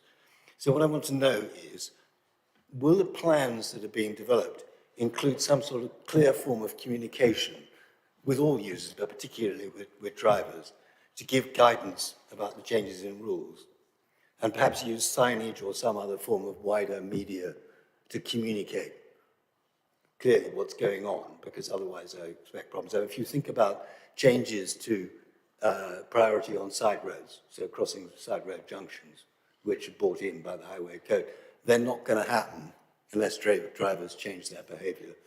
And I'd also like to wonder whether consideration is being given to a 20 mile an hour or less speed limit on all but the primary distributed roads in order to ensure that this is actually done safely. Thank you. Thanks, David. And I'd like to ask Peter to respond to those. Thank you, Chair. So in terms of Andy Kennedy's question on Mill Road is currently the subject of a review in itself, including a wide-ranging public engagement process. The outcome of that review, which will be fed to the County Council, will determine the future management of Mill Road. And that will then feed into the network hierarchy review, not the other way round. In terms of Andrew Milbourne's question on 20 mile an hour limits, the Cambridgeshire and Peterborough Zero Vision Partnership, which is the local road safety partnership, is currently developing a speed management strategy to target a reduction in casualties. It's outlined in the road safety hierarchy report, and any permanent changes to speed limits should be made within that context and reflect that work. In terms of Owen Scarrett's question around the Eddington Avenue, the review will include this route. And we expect recommendations to be made as part of the hierarchy review that will be brought back to board. Sorry, that was me. In terms of Dr. Vakalasis and Vincent Poole's question, this piece of work is a central component of the city access strategy. A new hierarchy and will provide a framework for clear management decisions about how we use the Cambridge network, which is exactly what's proposed by the questioners. A review of the hierarchy will consider a number of issues around our priorities, traffic modelling, accidents, traffic volumes, bus routing, travel patterns, but across the entire network, and it will weigh up the balances of benefits of both reducing and increasing usage. It will encompass the areas that are outlined, like the walking and cycling strategy and potential ETROs going forward. And indeed, it should guide future development of schemes. And we touched on that in terms of Coldham's Lane and the bridge. Public consultation is essential. This is a big piece of work and there will be lots of views on it. So public consultation will be essential, and we'll undertake that and bring that feedback back to this Assembly, the Board, and indeed the County Council in due course. Camp Cycle's question, again in a similar vein, the key component of city access strategy, what will this deliver? It will deliver a framework for decision making.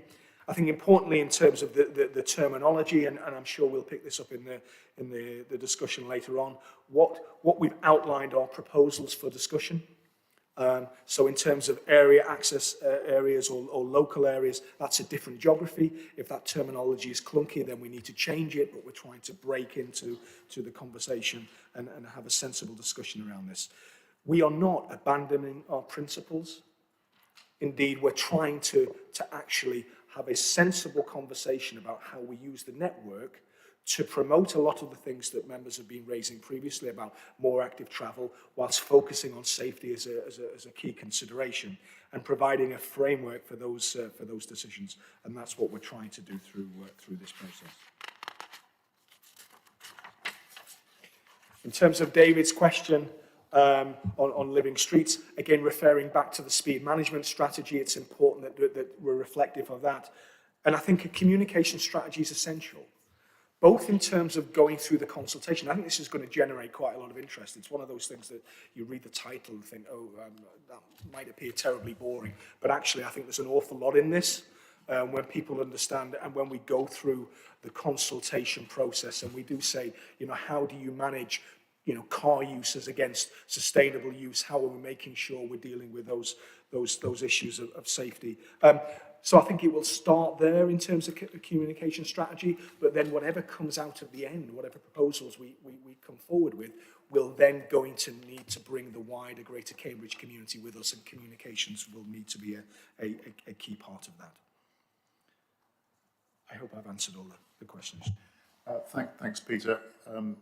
You've done that better than I did, because I forgot to call on Councillor Cheney Payne to speak on this item. And so if you would like to do that now, Cheney. Thank you, Chair. I'm glad you haven't forgotten me. So my name's Jodie Payne. I represent Castle Ward, and I'm really grateful to see this hierarchy be brought forward. I think it's really interesting and helpful to see our streets being classified in terms of purpose and usage. But I do have a few specific points and concerns to raise about the 3 routes on the map which go through Castle Ward. Mr Scarrett's question has touched on one of these already, which is the increased traffic through Eddington, along Eddington Avenue and Turing Way, which I really do agree with him has increased significantly since the Storys Way closure.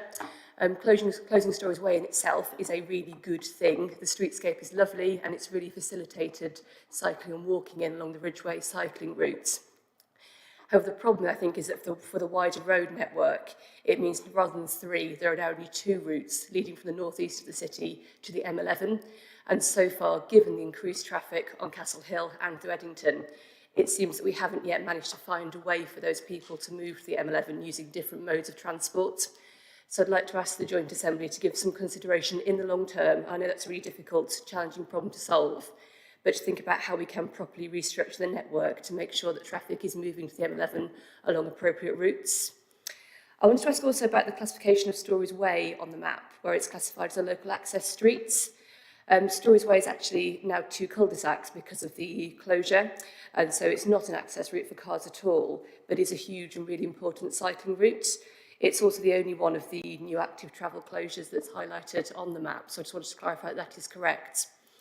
And the final route in Castle, which is affected here, is the route through Lady Margaret Road and Albion Row, which form a sort of square on the side of Castle Hill. I'm really concerned to see those 2 routes envisioned to be primary distributor roads. They're actually very narrow, single traffic streets, which go through a residential area with houses very close onto the road. They go past a care home, past Lucy Cavendish College, and also some student residential halls. So again, it's a part of the city where there are lots of cyclists, lots of pedestrians, and actually the streets simply aren't set up to cater for huge levels of traffic. The difference is really stark when you compare them to other distributor roads like Huntingdon and Maddenley roads. So I really wanted to ask the Joint Assembly to consider 3 things when it comes to this hierarchy. First of all, for Castle at least, for me, this map doesn't look like a vision to change the network. It's more of a heat map of where most of the cars already are and where they'll continue to be if we don't change anything else. So I think in the long term, at least, we do need to start to consider how to allow access to the M11, especially from the northeast of the city, that doesn't force cars down inappropriate residential streets like Turing Way. Secondly, there are some small roads here that carry a disproportionately large amount of travel, such as Lady Margaret Road, and it would be helpful to see some analysis, I think, of the traffic levels on those roads compared to the width of the road, and Arbury Road Residents Association have highlighted that particular concern in their area as well. For those roads which are very narrow but take a huge brunt of the city's traffic, I think there should be some mitigation available for those streets to help balance out the impact of that. And finally, if this hierarchy is what I think is one tool as part of our active traffic network, it would be very helpful, particularly thinking about the Castle Ward routes, to see the map overlaid with the cycle routes and the pedestrian routes, because I think the vision is they should all link in together to have a coherent structure. And looking at our routes in Castle, it would be very helpful to see that as part of this as well. So if I could ask the Joint Assembly to consider those 3 questions, that'd be really appreciated. Thank you. Thank you, Jenny. Peter, would you like to? I mean, just a comment. I mean, certainly not responding to that. I mean, I think Councillor Payne outlines the sort of issues we're trying to achieve here. We're trying to restructure the network that reflects where we are and the ambition that we've got in terms of our sustainable travel and our movement away from private vehicles. And I think some of the examples she gave are just very much the examples we're going to have across the urban environment, about some roads that are inappropriate, but where does that traffic go? What's the empirical evidence that underpins this? And I'll say it now, and I'm going to say it again in my introduction. What you've got before you is a starting point for discussion. Absolutely, is that not going to go through on the nod? You know, the idea is to stimulate a conversation, because there will be very different views and opinions on how we do the network. And it's all very easy for any of us to say, we don't want the traffic to go down that route. Yeah. Sadly, in my world, I have to then pick another route, or rather I have to encourage you to pick another route the traffic needs to go down. So that's what we've got. That's what we're trying to do across an urban environment. So we're trying to start a discussion and a conversation, and then that will take us forward. And there'll be a number of layers, not just in terms of overlays of cycle routes, but actually I think there'll be a number of layers in terms of this conversation going forward. And I think that's the expectation. So I probably talked too much there, Chair. Apologies. Thanks very much, Peter. Just counting to 3 and turning straight round on Peter again and asking him to present the report, please. Yeah, I'm just going to try not to repeat myself. Look, this is just an opportunity to try and deal with what we're trying to do. The proposals are a starting point. I pick on an example. So in the papers we talk about disabled passenger class rather than blue badge. That's done because that's the example that's being used elsewhere in terms of delivering it. That's not to say we don't use blue badge. It's to say, how do we raise the issues around who do we want to be able to allow to use certain routes and who not. So I mean, I'm not going to say much more than that. Chair, open it for conversations, and we're very much in listening mode. Thanks, Peter. And just to point to members the little bit of the report which highlights what we're being asked. Paragraph 1.1 on page 36. The Joint Assembly is asked to consider initial ideas on developing a new road network hierarchy for Cambridge, which seeks to reallocate road space in favour of public transport and active travel. And the report tells us that the proposals, if approved by the board, are headed for a public consultation process. So I always like to sort of say this at this point. The question is not will you conduct the public consultation here this afternoon, because I think we need to hear from the public and then comment on what they said afterwards. But the question for us is this fit to ask the public about, which I think is a slightly different question and takes us not into every single nook and cranny of the subject. So I'm going to make my first list. I see Heather is indicating, and Karen. Okay, almost everyone. Brian, Alex, Rosie, Eileen. Okay, it is everyone. Yes. Okay. Look, it's everyone. So I'm going to go around the room. So, otherwise, I'll waste time writing lists. So, Brian, without the stories this time, could we kind of hear from you first, please? I think the thing that I wanted to talk about is the inhibitors to adoption of alternative modes of transport. We're wedded to our private motor vehicles right now, and that has to be somehow relinquished. And I think in terms of the network that we're discussing here, we need to look at very simple issues like the terrible surfaces that we have on our road networks. I won't mention potholes, but they're absolutely an inhibitor to people taking to their bikes or e-scooters if we continue with The inconsistency that I referred to before in terms of you're on a cycle path and all of a sudden it changes. It's not a cycle path anymore. It just disappeared and there's no indication of where you should go. So that fragmentation is a problem too. The poor segregation that we talked about earlier, even on the Chisholm Trail, which is disappointing really. Pedestrians, and particularly infirm and slower pedestrians, and this speed is an issue that we need to address. And that different speed of cyclists is part of the reason that I'm not here on my bike today, because actually I've got an e-bike and it will do 15 to 20 miles an hour. But if I can't do that readily, if I can't find a route, as we talked about the Chisholm Trail providing, then I won't use it. So these inhibitors to adoption are the things I think we really need to pay a lot of attention to. Thank you. Thank you. I'm not going to promise to be brief, but I'll try. Firstly, thank you very much for this. I think there's going to be a lot of flack going around about different parts of this, but it is essential. Talking to other local councils that haven't done this, they're kind of jealous of us doing it, and I think it is essential we do this and will really inform how we think about the network going forwards. So I'm really, really grateful for you for bringing that forward. It will help us have a joined up network. And I know everyone criticises us for not being joined up. It's nice to actually have joined up thinking in all of this. And I know as we went through the tranche 1 and tranche 2 modal filters and everything else, they were seen as, why are you doing this here? Why are you doing it there? Having a joined up strategy will be really vital to that. So thank you very much. Now, one of the things I noticed about this is this piece of work hasn't been done for a long time. I mean, you know this in the report, 30, 40 years. So therefore, we have to expect this to last 30 or 40 years. And we have to acknowledge the fact that our roads are probably going to change an awful lot over the next 30 to 40 years. One of the things that I mention a lot is automated cars, you know, and what happens, we end up with automated taxis that end up costing next to nothing, and how does that affect our road network? What happens with how we treat taxis in general? Should we have different classifications of taxis, as in, you know, larger ones or smaller ones? How do we treat electric bikes as they essentially morph into cars in some places? We've seen it with our delivery scooters that have changed from using mopeds to e-bikes now, and e-bikes that are almost mopeds, but also not quite. So whatever we build here needs to be resilient to all of those changes and needs to be able to be flexible to deal with that.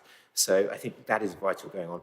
I'm not going to talk too much about the actual marks of different routes that we have here, because I know that's going to go to consultation and there's going to be a lot of talk about that. One thing that I did obviously notice is the rail station seems to be missed off it. I don't know whether that was by omission or just accidentally, but that's obviously quite a large traffic attractor that it might be worth breaking that out. With all of this though, there is no doubt that we're going to be asking those primary distributor roads, the red roads, that already have the majority of the traffic to take more traffic, or at least can take the same amount of traffic. And those are the roads and the residents on them that are going to need the most help. So as we go out to consultation here, I would urge us to look at what else we can do for those roads to be able to help them, to be able to reduce down the burden that they're having, to what we can do to mitigate the impact of having them being the primary distributor network of our city. I notice here we mentioned about 20 miles an hour, and that they might be applied 20 miles an hour on some of those primary distributor roads where the road dictates it. I would urge us to go further and see whether we could do that across the whole on those routes. There's been a lot of evidence that shows that 20 miles an hour reduces pollution by about a third. So these roads are going to be the ones that are going to feel the pollution the most. So can we do that as a way to mitigate some of the pollution? Can we look to limit HGV access down those roads? I know there's currently the Lakes Anderson consultation, you know, for the distribution centre at the Lakes. Now, I think that doesn't make sense, and this model shows that it doesn't make sense and on the right place. But can we look at doing that somewhere else that does make sense, such that we can reduce the number of HGVs and large vehicles on those primary distributor roads? Because we all know HGVs have a disproportionate effect in rocking people's homes and everything else. On the blue roads, the area access streets, we mentioned pedestrian priority at junctions. I would urge us, with what we've seen with the new highway code and even our active travel strategy, where we put pedestrians and cyclists at the top of it, to look at not just making it pedestrian priority at crossings, but actually allow far greater access across those roads. So what I really don't want to see is with those roads having, push button pedestrian waits, 2-3 minutes to be able to cross. Is there any way we can actually make the pedestrians the priority on those area access streets? And again, HGV, can we reduce the HGVs from there? The yellow roads, I think we do need to think about taxis and what we're doing with taxis, and I'm sure that will come out in the consultation. But I would urge us to perhaps think a little bit further with taxis about whether we could even potentially have different classes of taxis. So smaller taxis that could perhaps serve the civic streets, and then larger taxis that are working for larger areas. So maybe there's a certain amount that we can grate it out a little bit more before we go to consultation, and maybe we can help explain to some of those people that are living on the primary distribution roads what we can do to be able to help them as well, and actually make the situation better for them now than what we have at the moment.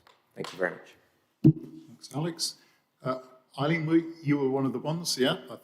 I'll try to follow that out. As someone who represents residents who live outside the centre of Cambridge, I would really make a plea for the consultation to be wide-ranging and all-encompassing, so that it takes into account the needs of all groups, and that people aren't disadvantaged by their distance from the centre of Cambridge, or their wealth or lack of it, or disability. I'm thinking of single females on a night out if they can't get a taxi easily to get home, and who might be vulnerable. So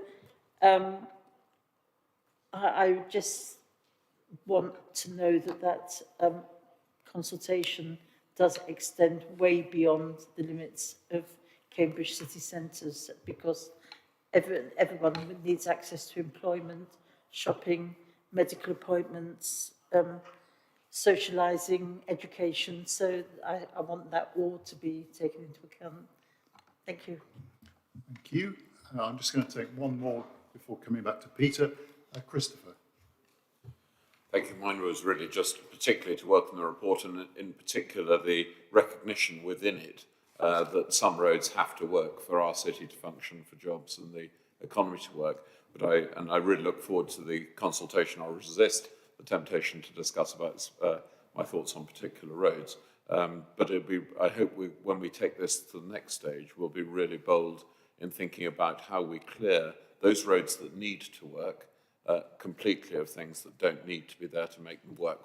And that's for all users, including obviously cyclists and pedestrians, because I think that'll increase the capacity of those roads and reduce the pressure on all the other roads. Thank you. Peter, would you like to comment on what you've heard so far? Yeah, thank you, Chair. I mean, in terms of Brian's points, absolutely right, joined up strategy, and it says it in the papers, but I should have said it in my introductions, we're working very closely with county colleagues on this, so that very much links to the inconsistencies and the whole maintenance regime about a joined up strategy and how we might take this forward. I think Alex's points are well made. If we don't deal with the future look, we'll have sort of failed on this. So the whole, I mean, taxis are a really interesting one for a whole host of reasons, and I don't think it's just type of vehicles, it's emissions, it's, the whole accessibility piece. So I think they very much need to be sort of centre of our thinking, as well as automated vehicles and e-bikes and issues like that. And I think the point around mitigation is going to be important. I mean, clearly taking a step back on the wider city access agenda, if we find a way to reduce traffic by 20% generally, that's a fairly large mitigation. I'll leave that with you, no pressure. But in terms of this review in itself, clearly if there are more local mitigations around HGV access based on vehicle type, based on time of day or things like that, that's clearly things that we can consider. And the point around pedestrian and cycling priority, not just at certain points generally, I think is an important one. Eileen, absolutely right. And I will go back to my core stat that says 50% of the traffic on the roads in the city comes from outside the city. So we absolutely need to involve those wider groups, otherwise we are going to fail. And I would agree with Christopher's comments. Thank you, Chair. Thank you, Peter. So to continue, Simon. Okay, thank you. I represent Castle Ward as well, and I think the proposal here is flawed to include Storey's Way, because we've just been through recent decision to put in a restrictor on that route. So I can't understand why it's on this map. But the point that's been raised is that the route access to the M11 is problematic from this part of the city, and it's clear that on this map it would be directing the traffic through those narrow streets, Shelley Row and so on. So it is going to create and impose quite considerable negative externalities in terms of forms of congestion and pollution and noise if the traffic's going to be, all the traffic's going to be routed that way. There are discussions underway now to review the master plan for phase 2 of Eddington. And the proposals from the university are to intensify the development with more smaller dwellings. And within that, there is an opportunity to consider the route through that maybe have less impact on the Eddington development.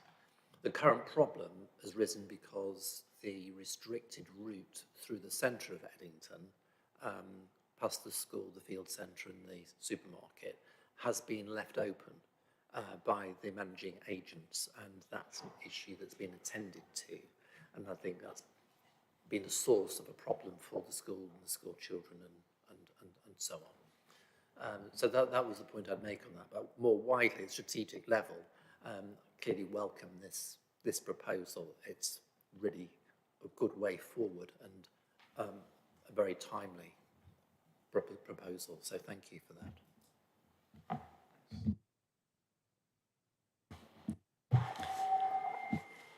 To go on from what Alex said about future-proofing, we are clearly in a stage of rapid change, and we want to be.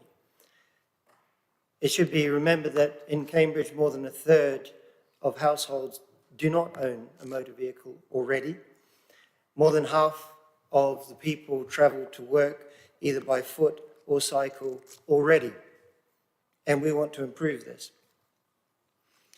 The assumption that was made earlier that if you close a route to traffic, it goes somewhere else is not necessarily true. When we saw the closure of Mill Road, it's now, 4 years ago, we saw a threefold increase in cycling. Now, we stopped people and asked them, and they said they were cycling because it was safer. Many of these were on the way to school with their children. And what we saw was that if you take your child to school by bicycle, you go on to work by bicycle, you go shopping or you visit or whatever. That removed traffic in the whole grid. So we saw an initial increase on Cherry Hinton Road and Coldham's Lane of some 11 and 9%, depending on the time. Within 2 weeks, that had gone back to normal. That traffic had gone. So these assumptions that you have to shove the traffic somewhere else is not necessarily true. I want to say here, and again, I have to bring attention to Mill Road because I think that consultation should not be used to slow progress. 80% of the serious casualties on the roads and streets in Cambridge are cyclists and pedestrians, as we've seen before. Mill Road is the most dangerous street in the city. These are shoppers, children on the way to school, etc. We're in the Mill Road community are traders, we're shoppers, we're visitors to the mosques.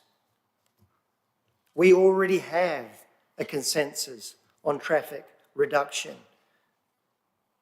The questions are not if we should reduce traffic, but how.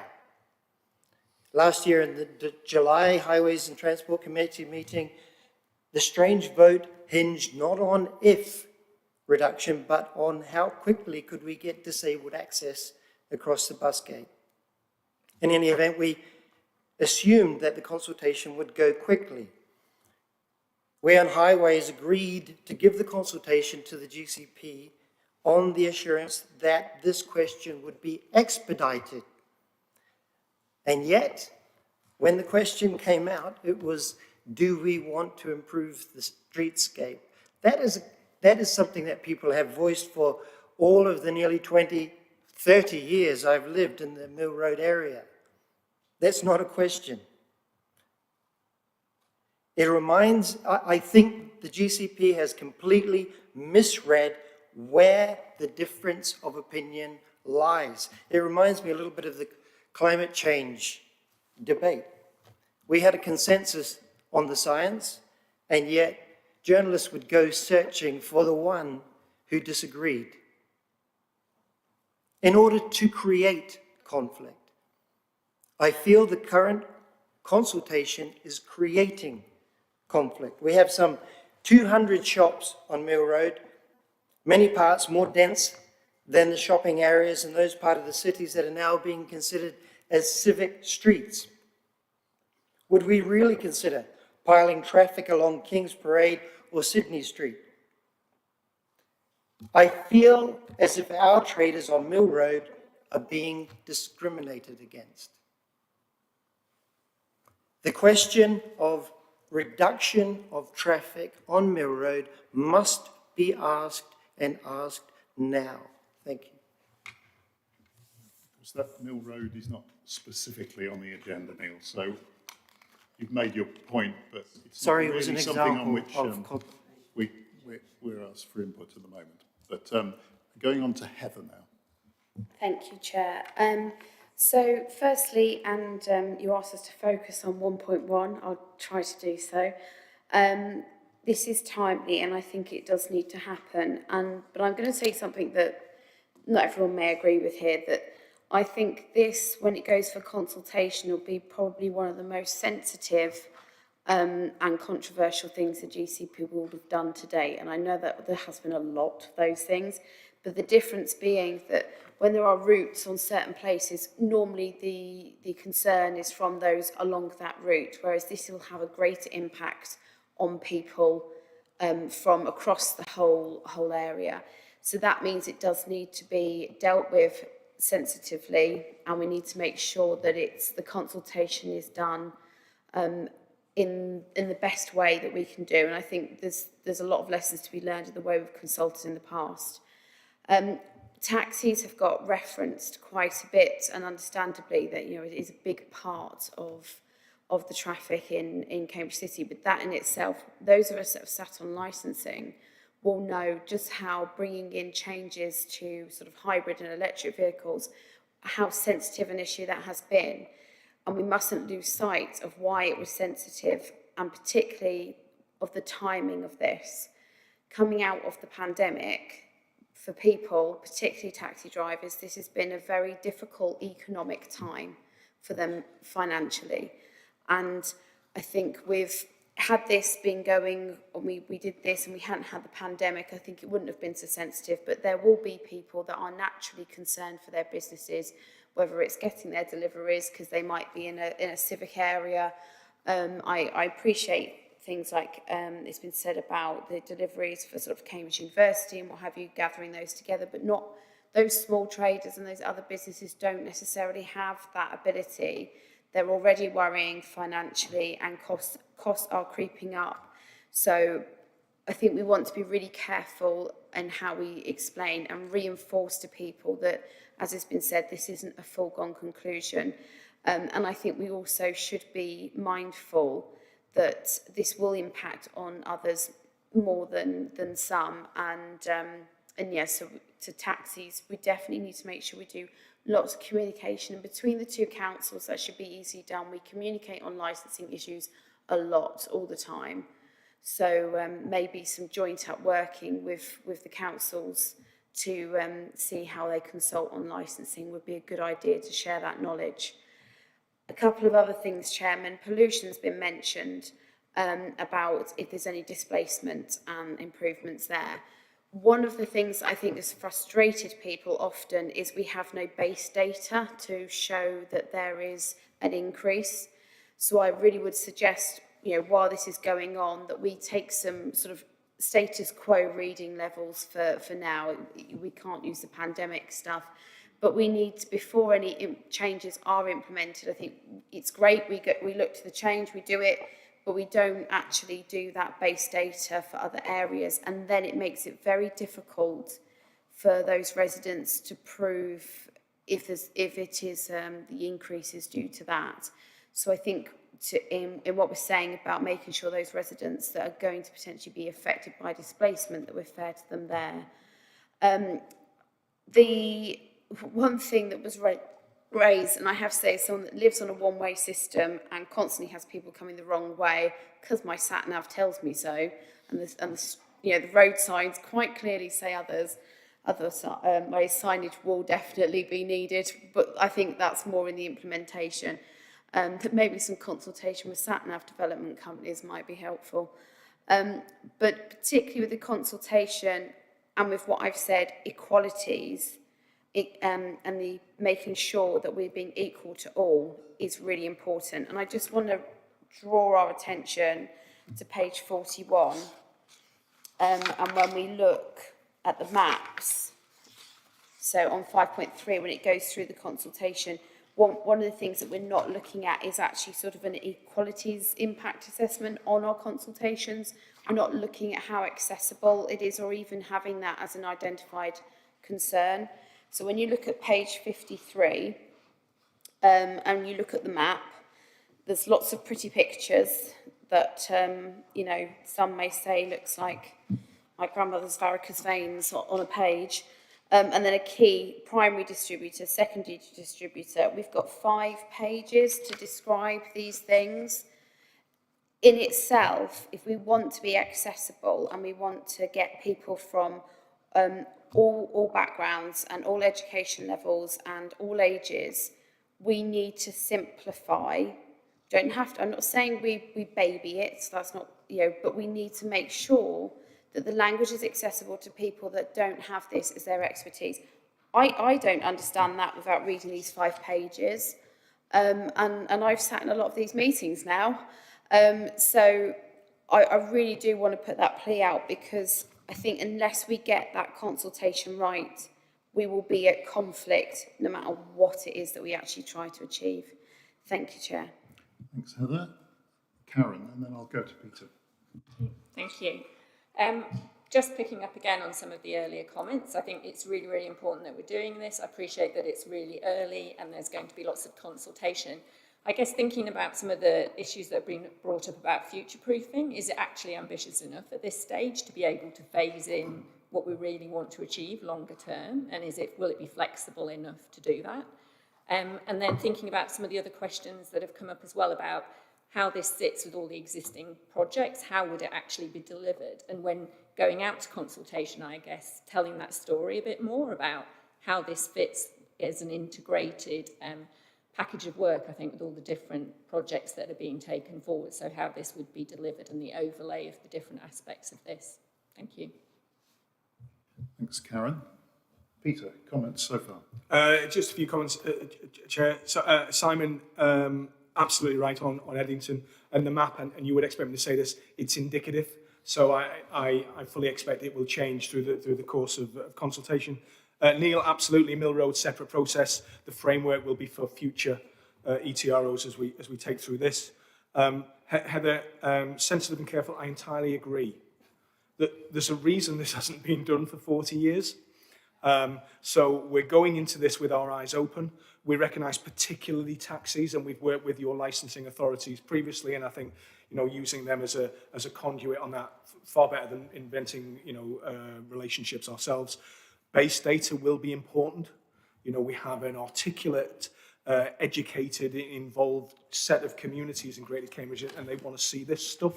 So I think that's going to be very important. And then all the points you make on consultation, absolutely agree. It doesn't say equalities in the report, and it should. So we've got an equalities theme running through all of our city access work, and it will absolutely do so in this, because otherwise our decisions will not be sound. And so that will clearly need to be picked up. And again, then similarly, Karen, in terms of the future-proofing, I mean, ambitious enough.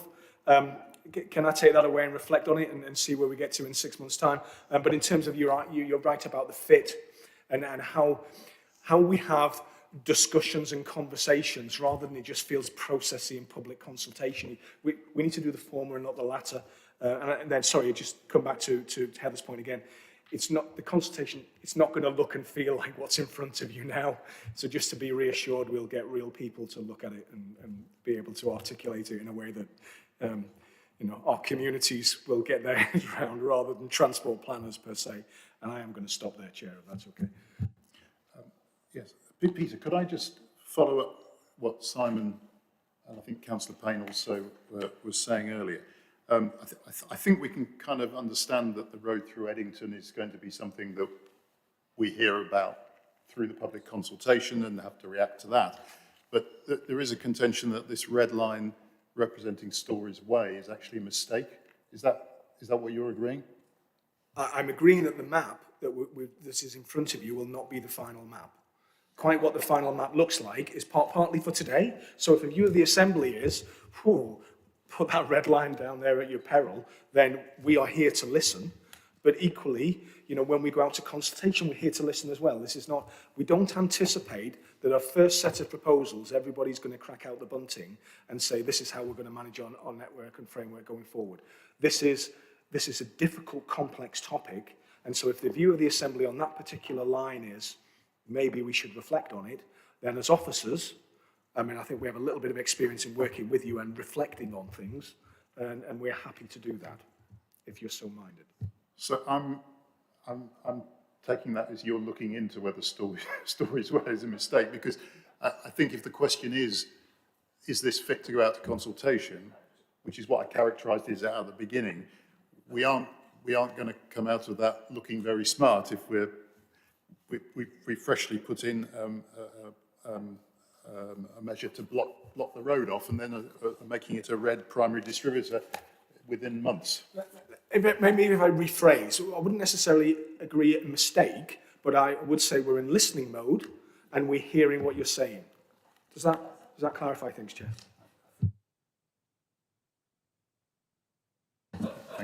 Thank you. Yes, I haven't forgotten the remaining people. I'm keeping track of this. So we've got Helen, Rosie, and then I have comments. So, Helen.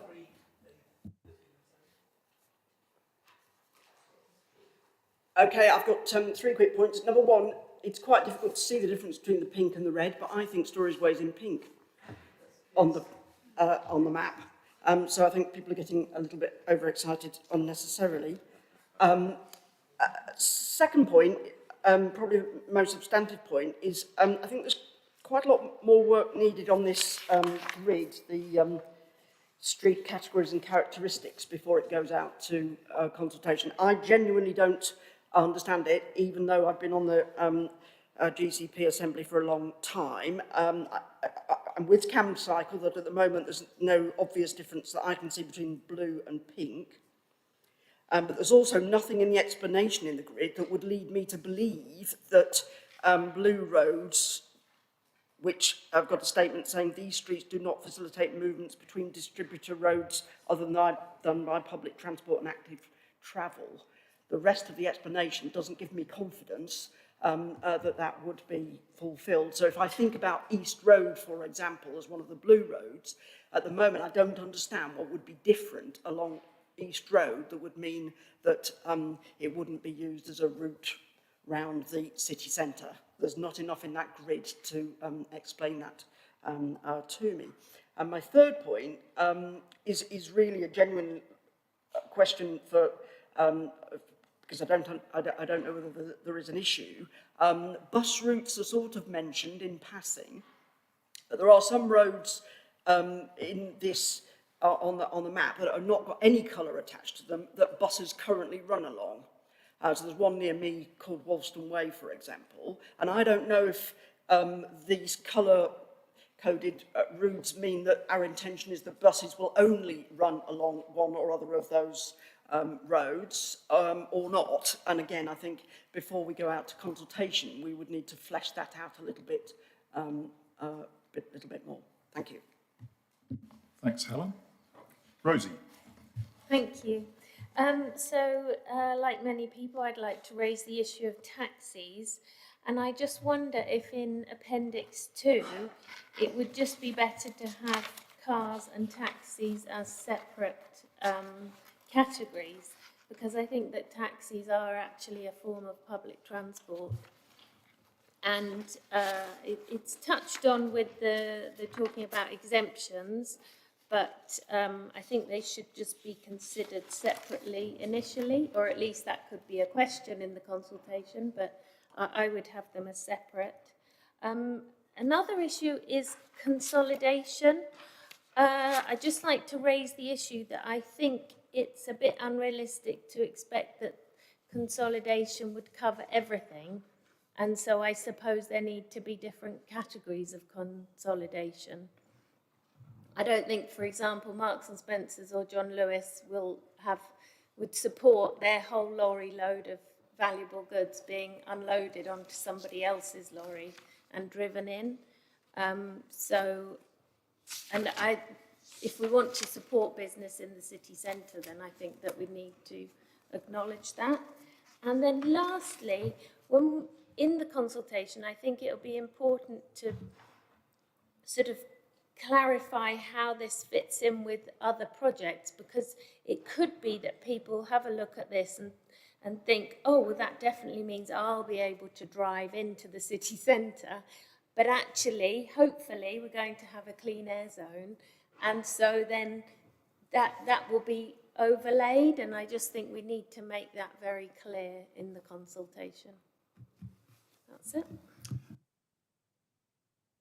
Thanks, Rosie. I had a couple of points myself. First of all, on bus routes, a little bit kind of following on from Helen's points. So it took me a while reading through this to sort of see that this really told us very little about bus routes. But then in the report at the bottom of page 39, there is a reference to bus routing, and in particular in the very centre of the city. And so we're all looking at areas across the city that all have their different characteristics and different pressures. In the very centre of the city, the public transport actually forms quite a large component of the congestion. And it's been said many times that the bus stop facilities around Emmanuel Street and Drummer Street are very constrained. And if we're busy promoting public transport for our future, then that's not going to go away and would probably get worse if nothing happened, and probably would be quite intolerable, actually. So some approach to managing bus travel with the destination of the very city centre seems to me something that we do need to say something about. And this paragraph seems to say that's true. I mean, that I personally have a belief that we ought to be considering the proposition of a series of mini hubs for buses around the edge of the very city centre, with a small minibus exchange going across and between those mini hubs as a means of recognising the narrow streets and many historic buildings. But that is only my idea, and I would like to see that taken account of in some sort of pot. But I wonder whether you can comment on at what stage we're going to get to that, and on what stage we might ask the public about that sort of proposition. So that's on bus routes. The second thing is kind of looking at taking several steps back and looking at the whole of this paper. So I'm just looking for whether I've got this right in your opinion, or whether I have misunderstood. In my opinion, if people say, looking at this this hierarchy map, just supposing everyone's neighbourhood they were just fine about, and they were saying to us, well, yes, we'll have that. That's what we want. My reading of where we are in our strategy is that actually that's not really possible without the city access, the making connections work that we've got as well, because that's an enabler for this. And it's not going to be really practical to say we'll have all of the road space reallocation and none of the demand management. Because as people have commented, it's there that you start to get the displacement problems of concentrating traffic on fewer roads. And only that works if we've brought the overall level of traffic making journeys within the city happen. So can we make it clear, if I'm right about any of that, can we make it really clear when we go out to public consultation that this is like in symbiotic relationship to the Making Connections project rather than just a freestanding one? I think it's sort of acknowledged in here, but it perhaps needs to be said. And it's a bit like when we talked about Making Connections, we had the bus improvement component and we had the demand management component, and we were having to be very emphatic about how they had to fit together, otherwise one of them on their own didn't work. It's the same really, in my opinion, on this road space reallocation, maybe barring a few instances that could be done now, but most of it probably would be quite difficult. Thank you, Chair. So in terms of Helen's point, absolutely we'll take away the explanations because people have got to be able to break into this as a topic. And the buses point that you raised and the Chair raised. So there's a number of issues around buses. Some of it comes back to the future-proofing piece, because with our city access hat on, we're saying we need better, more public transport, and it needs to be less focused around the city centre because of the deregulated environment at the moment. A lot of buses get sucked into the city centre that don't need to go there, but they don't go directly to the biomedical campus or West Cambridge or the Science Park or wherever else. So we're in ongoing discussions with the combined authority as to what the bus piece looks like, because it does need to reflect the sort of here and now, because otherwise, what are communities? They're going to be scratching their heads. But in terms of future-proofing, we do need to be saying, whether it's your idea, Chair, around the hub and spoke, whether it's just there are less vehicles or different types of public transport vehicles in the city centre, we do know we can't double the size of the bus network and it will go to Drummond Street because it won't work. So there's got to be something different, and I think that piece is going to continue working with the combined authority as we take that forward. And we do need to balance that with buses are a public service. And you know, some communities will say, I don't want a bus down my road, and other communities or parts of the community will say, I absolutely do, because that's my access to work or education or anything else. So we do need to balance that piece. The taxis piece, absolutely, we'll take away. I think the consolidation's a little bit of chicken and egg. I recognise if I'm Marks and Spencer's and other superstores are available, that you might not want to share, but how are you incentivized to share? Because if you want less HGV traffic, you need less HGVs. So there's a little bit of balance in terms of now whether you do that with clean air zones, whether you do that with charging, whether you do that with just time restrictions. So I think the consolidation piece is important. It's important in perception terms because communities really feel, I think, HGV movements. And the network absolutely feels HGV movements in terms of management and maintenance. So I think your point's generally right, but I would say there's an issue around how we can incentivize people to do next. But I entirely take the point around taxis, and also I think entirely take the point around how this fits with other things. And I think Heather and Karen said that in terms of the wider narrative. And then coming back, Chair, then to your challenge around, yes, it needs to fit in the wider narrative. We can squeeze the pips on the current network by just managing it differently.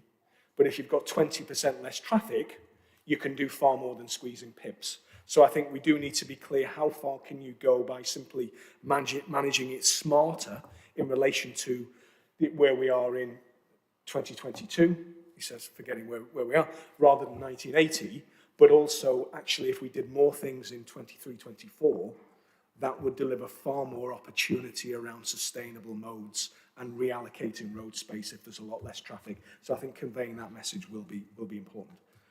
I hope that's helpful. Thanks, yes it is, Peter. I'm going to try and reflect on how I described what's being asked of us and then put what you've all said into that context. Well, I think everyone has had an opportunity now, so we've got still a lot more business to do. I think we have welcomed this. I think we've all said that this is a necessary and important piece of work that we want to see being taken forward. I think although there have been a number of opinions given around the table which amount to consultation responses to what would go forward as consultation, I think I'm going to leave those out of the response to the board, because I think that is part of what the consultation itself is for.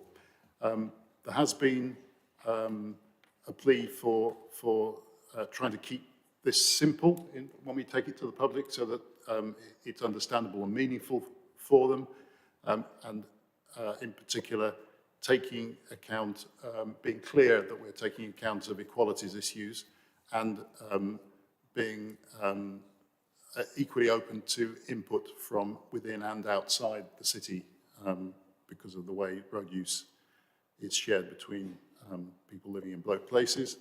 I think that we have had a request which I didn't, unless anyone wants to shout, it seems reasonable to me that we treat taxes separately from cars in the way we talk to the public for their views, because they may well have different views between the two.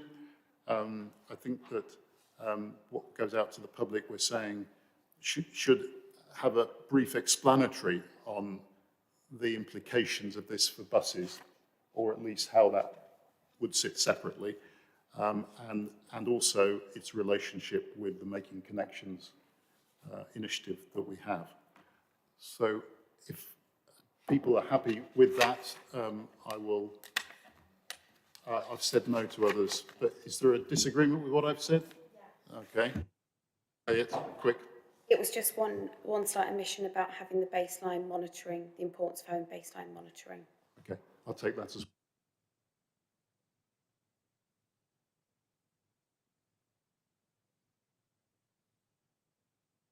Simon, if it's a specific point, please make it quick. Yeah, it is. It relates to the vehicles used by blue badge holders. I think this is, as it's presented, is extremely controversial.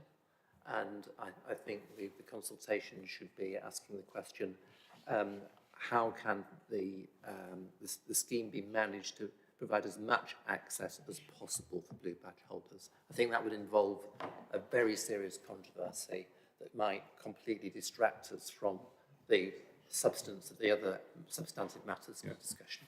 Actually, that was the point about equalities, so it wasn't a disagreement. But thanks very much. I think we'll finish that item there, and I think we ought to have a 5-minute break before we finish the agenda. So if people could try and keep that to 5 minutes. Thank you.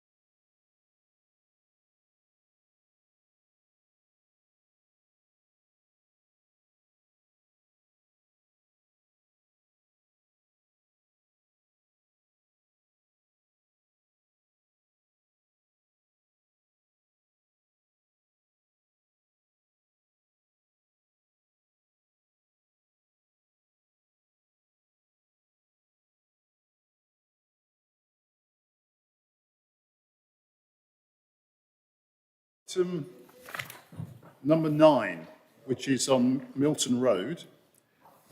We have a series of public questions to start this with, most of which are going to be read out by Wilma and Neve. And the first of those is from Sue Purseglove.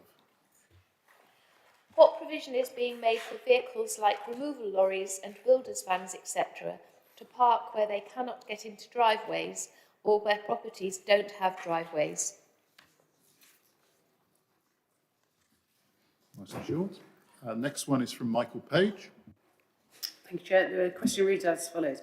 In its letter to the Joint Assembly and Local Liaison Forum, dated 14 September 2016, the GCP Executive Board gave support for an avenue of mature trees as a core design element along Milton Road, and also the provision of grass verges, planting and effective wider public realm and landscaping. The drawings accompanying today's papers are civil engineering drawings which do not show all the details of the landscaping, which is critically important to the project. The following are missing. Landscape designs and planting plan for the Elizabeth Way Milton Road roundabout. 2. Planting specification for the swales which have replaced much of the traditional grass verges in the original plans. Residents would like to have confirmation that these will be specified as green grass. Currently they are labelled as wildflower swales, and there is concern that they will appear as barren brown patches for the majority of the year, rather than as a green corridor lining the road. 3. The Woodland Walk Nature Reserve, adjacent to the northwest entrance to Woodhead Drive, that was originally proposed by WSP Consultants in their January 2019 presentation. Can these issues please be addressed and documents published so we can be assured that the original shared vision of the LLF and Executive Board will be realised? Thank you. Then a question from Andrew Milbourne. 1. There are concerns about dangers to the construction could pose to children on the school run to schools, such as Milton Road and Chesterton Community College. What are the volumes of pedestrians and cyclists at pinch points, such as by St Lawrence's Church, and how will the safety of the children be ensured by the construction plan? 2. During the construction, a number of cyclists will be sharing the main carriageway with cars.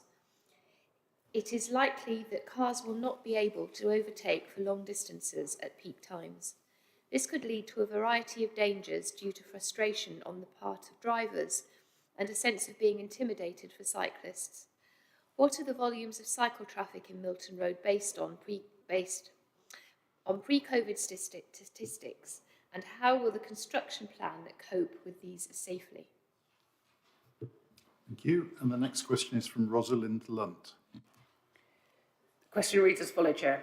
Traffic flow on Arbury Road East is already excessive, with backup at busy times from Milton Road to North Cambridge Academy.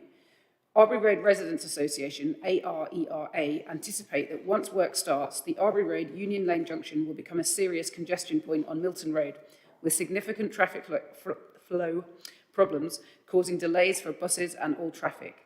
There is also likely to be dangerous congestion on Arbury Road itself, with risks to pedestrian and cyclist safety, especially for children and others travelling to the schools within half a mile or so. What mitigation is planned for this? Will the contractors be encouraged to work in a joined-up way with the GCP? For example, the proposals for an ETRA to enable a temporary modal filter for the eastern end of Arbury Road were agreed as part of Tranche 2 spending on promoting active travel. If a modal filter were put in place on Arbury Road, that would not only reduce traffic joining Milton Road at the junction to almost nothing, it would also prevent rat running through the Hurst Park Avenue, Lees Road Estate, and reduce the risk of accidents to children going to and from the 7 schools in the vicinity, as well as for any vulnerable pavement users. Can we expect the temporary modal filter to go ahead? Thank you. Next question is from Maureen Mace. At present, there are 13 bus stops along Milton Road. 6 have a bus shelter. After the reconstruction, all stops will have a shelter where people will be able to sit in the drive for transport to arrive. Thank you.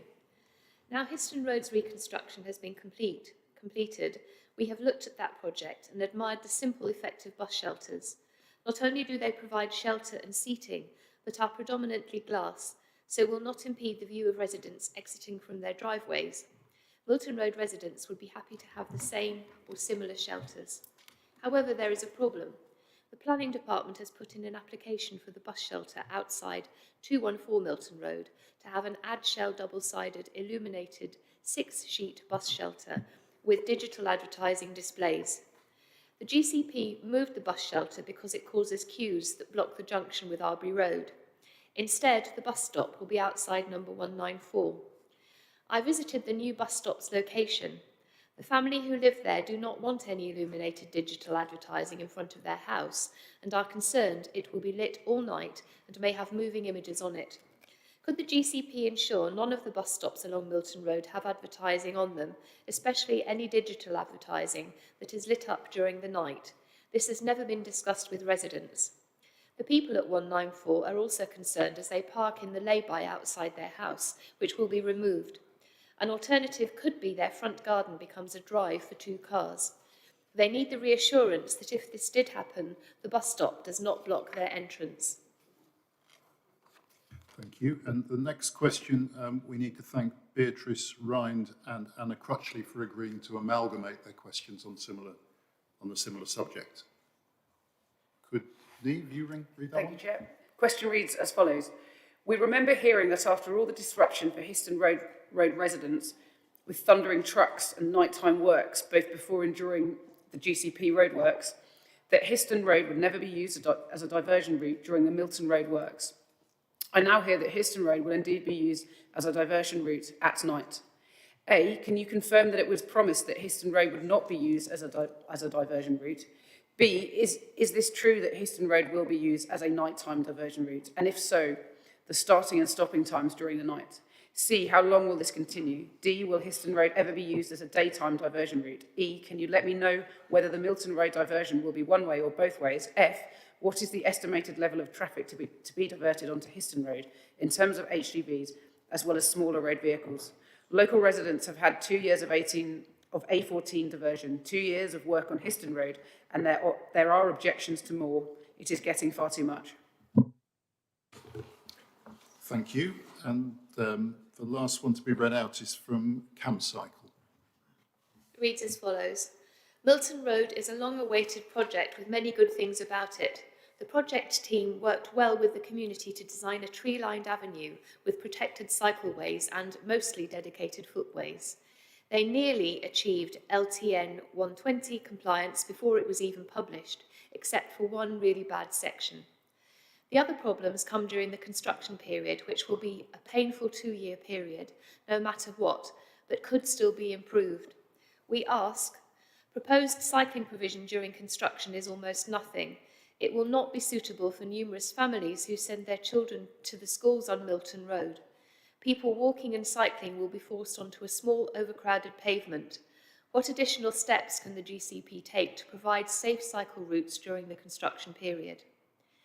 Junctions such as that with Arbury Road are going to be nightmarishly congested and unsafe for the next 2 years if they are stuck with their current level of motor traffic, holding up buses and endangering people walking and cycling. Will the Joint Assembly set up and support convening a working group of residents and stakeholders using their recommendations to provide temporary solutions for better junction management? Please also list any additional construction mitigation measures the GCP will implement to significantly reduce motor traffic passing through Arbury Road Junction and along Milton Road. Final design proposes a tiny 1.3 wide footway and a 1.2 metre wide cycleway in front of Steely's Court, next to 383 Milton Road. After the scandal of the narrow Histon Road footways, will the GCP learn from that mistake and ensure that footways and cycleways at least meet the minimum requirements? This may mean foregoing a proposed short extension of an existing bus lane, but the safety of people walking and cycling must be a higher priority. Thank you both very much for reading those questions and the questioners for sending them to us. Then we have the report of the local liaison forum, which I believe has been written for us. Councillor Scott, do you want to just highlight anything from that?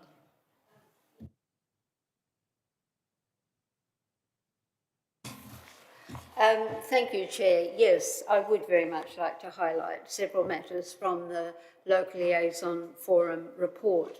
We had the, what was actually billed as the final Local Liaison Forum meeting on the 3rd of February. I think that the word final was somewhat akin to My Last Duchess in Robert Browning's poem, because it certainly was simply the final Local Liaison Forum meeting before construction commences. The Local Liaison Forum, of course, shall continue its vital work, which commenced, as was pointed out, in actually 2016, not 2018, which is referred to in the report. At that Local Liaison Forum, we did have presentations which appear in these papers at page 60 to 72, the detailed design, and 73 to 85, the construction phase plan. Now, in the document, yes, that members have had access to, a number of issues are raised that do go to the importance of ensuring that residents and the Local Liaison Forum have very clear information ahead of time as to how the construction will take place in terms of detailed dates as to when certain parts of the road will be dealt with, when parts will be closed at night time, and so forth, because it's vital that the residents of Milton Road and the roads that come off Milton Road have very clear information, and that will come through the Local Liaison Forum members, as well as, of course, other ways of publicising. There also needs to be clear guidance as to when deliveries can be made to and from homes on Milton Road, and then also clear intelligence as to when parking can or can't take place. And I therefore come to the really significant issue in all of this. From the outset, the Milton Road project was clearly premised on the basis that there would be mitigation of problems arising with parking. There are houses on the Elizabeth Way roundabout area that do not have parking and therefore are obliged to park on Milton Road.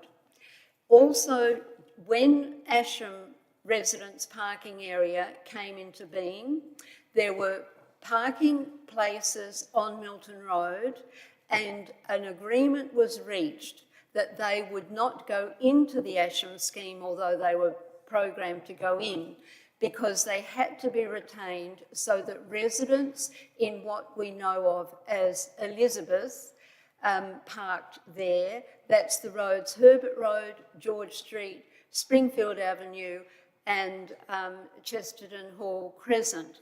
And those spaces will go when Milton Road is under construction, and they won't be returned when Milton Road is completed. And therefore, I was distressed sorely to note that on page 59, there is absolutely no reference whatsoever in this construction program to residents parking.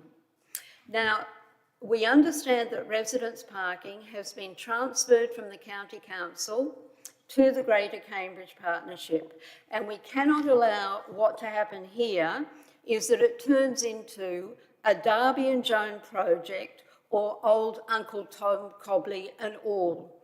It is absolutely urgent that the residents parking issue be dealt with.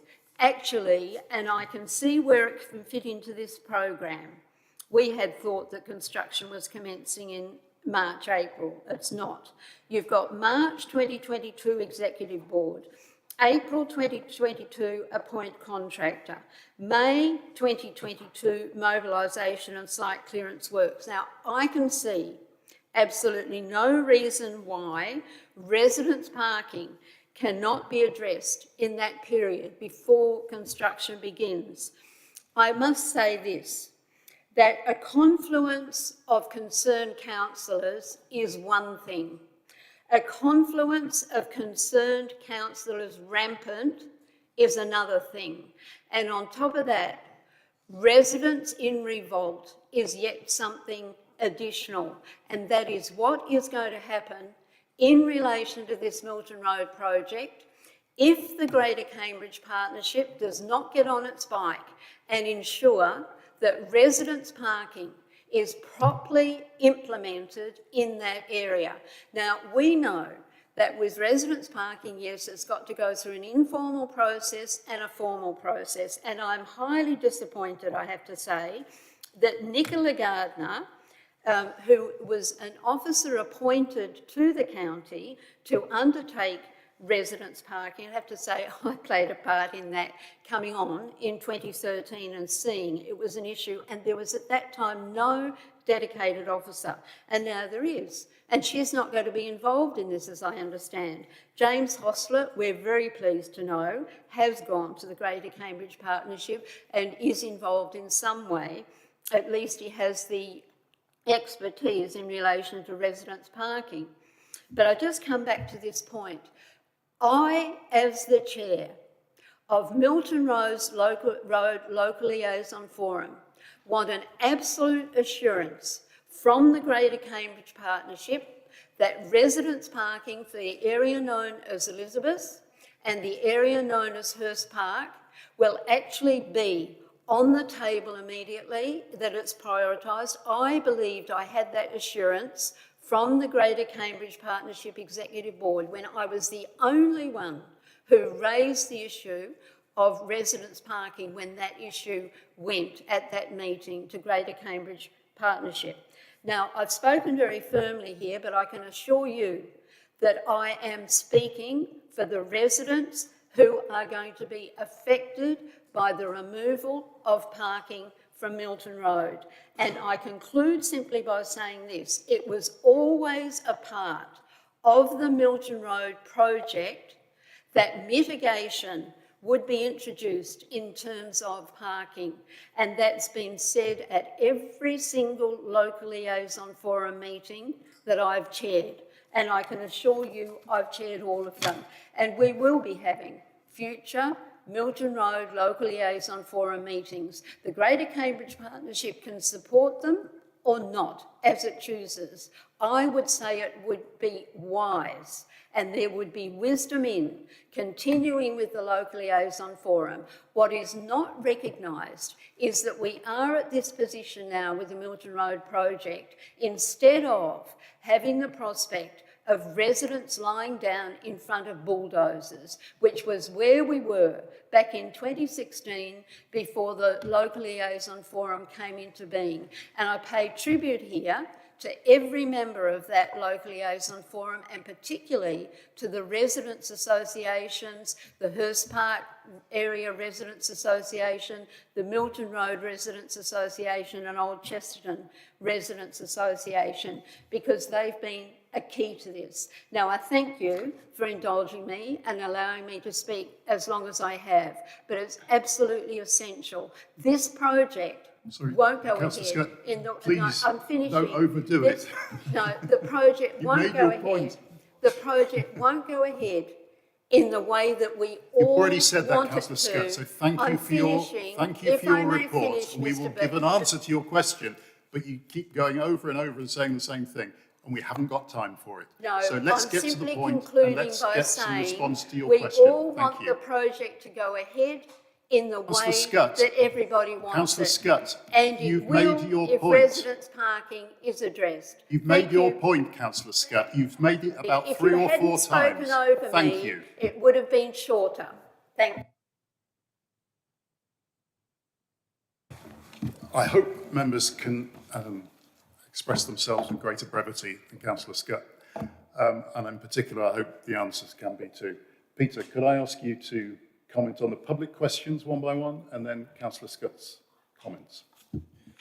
Thank you, Chair. In terms of the question from Sue Pursglove, so the current design for Milton Road includes double yellow lines along the length and allows for loading and unloading of vehicles. Some stakeholders have raised the issue of loading restrictions. This is worthy of consideration, but it will all be considered as part of the traffic regulation order process. that will be undertaken as part of the scheme delivery, as was the case with the Histon Road scheme. In terms of the question from Michael Page, the GCP is committed and remains committed to that shared vision. The landscaping drawings are published on the GCP website. This includes the latest designs for Elizabeth Way roundabout that was commissioned by the current sponsor, Redgate. The planting specification of the swales will remain predominantly grass, given as the assurance that we previously given, with a wildflower mix included. And the planting that is specified along Woodhead Drive is confirmed as previously included. And we will include those links in terms of the minutes of this meeting and in terms of the Executive Board report as it goes forward, the links to the website for all of those points.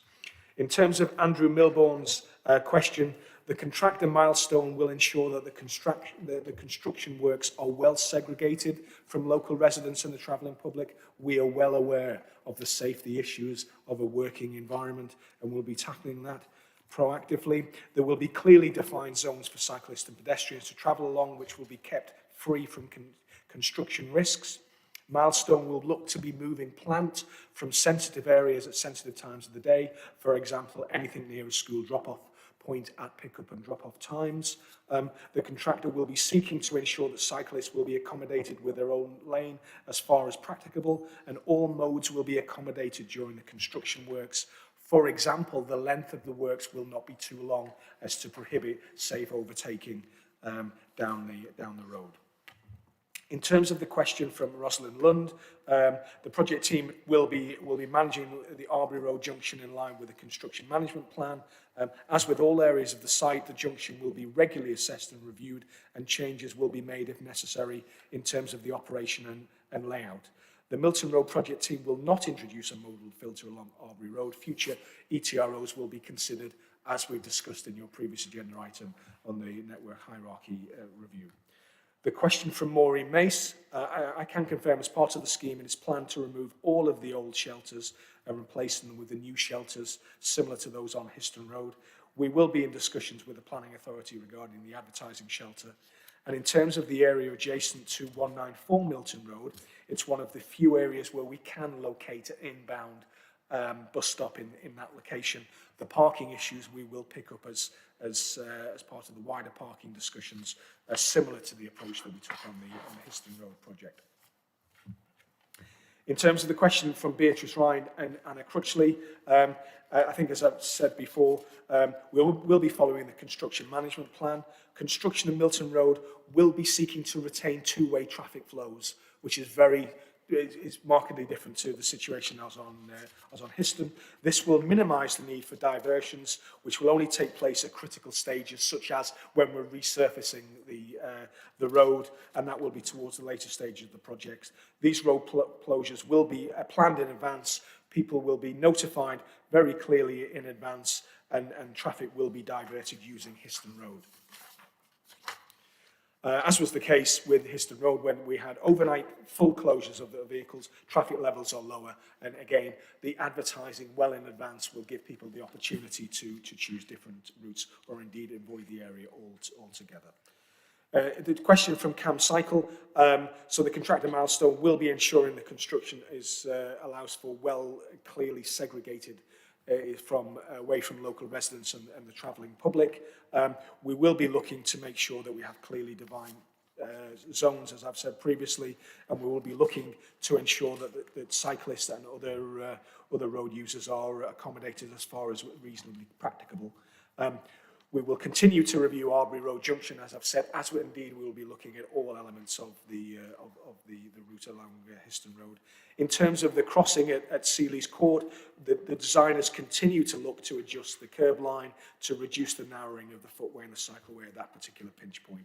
And the project team do not intend to reduce the busway because that's part of the agreed design that was agreed in 2019. In terms of the local liaison forum, I'm very pleased to recommit to prioritising residents' parking, as we've said previously, and that will be included as part of delivery of the programme. And we entirely agree that communication and information is essential as we move the scheme forward, and we'll be undertaking that in line with what we've done previously on the successful Histon Road project. I hope that was helpful and relatively succinct, Chair. Thanks very much, Peter. And now I'm going to ask you, after that marathon, to present the underlying report. Thank you, Chair. So this is the final decision on the scheme before construction is planned later this year. Very much builds on the successful approach of Histon Road, and we're committed to that continuing dialogue and engagement, which worked very well with that project. The final scheme design was approved in 2019, and apart from minor changes around bus stop location following feedback from the liaison forum and a minor revision to the cycleway and the approach to Westbrook Drive, is exactly the same as was agreed in 2019. Construction and traffic management plan is attached, and again, as I've said previously, that very much focuses on two-way traffic throughout delivery of the scheme. The approved budget for the scheme is 20.04 million. We are still finalising our cost estimates. The cost estimate currently is between 23 and 24 million pounds, and that reflects the inflation issues that the wider economy is seeing at the moment, and is something we're going to need to reflect on in terms of our wider programme, should that inflation rate not change. The proposed contractual approach is to utilise the County Council's highway framework provider, Milestone Infrastructure Services. They provided the Histon Road project and are providing a number of other projects, not least the Greenways. I think the feedback that we received from Histon Road was they delivered to time, they were very well suited to engaging with the local community, and they therefore inspire confidence that this project will be delivered similarly. I'm happy to take any questions, Chair. Thank you, Peter. So to focus the discussion, the key bit of the report, I think, is in paragraph 2.1 on page 55, which is asking us to consider proposals that are going to the board on three things. One, in relation to the construction and traffic management plans, which are appended. Secondly, to note the budget estimate, which you've just told us about. And thirdly, to note the award of the construction contract, which you just told us about. So, contributions on this. I saw Eileen. I saw only Eileen so far. Okay, Simon and Neil. Go ahead, Eileen. Thank you. You'll recall that I had grave concerns about the Histon Road project, but perhaps it was a sort of serendipity that people started working from home and children started being homeschooled, and so the massive inconvenience to people in the northern villages never really came about, which, you know, was perhaps a silver lining in the big black cloud. But now we're returning to normality, and it's good. It's good to hear that this road will stay open, as opposed to what happened in Histon Road.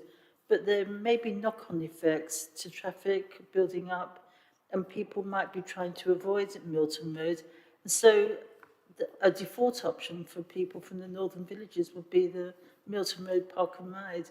And I was just wondering whether there were any special provisions that you would be making to make sure that that Park and Ride does stay a feasible, quick option into town, rather than driving and taking circuitous other routes. Thank you. Thanks, Eileen. Simon? Yes, I think we had a speaker who mentioned the need for sorting out the residents' parking.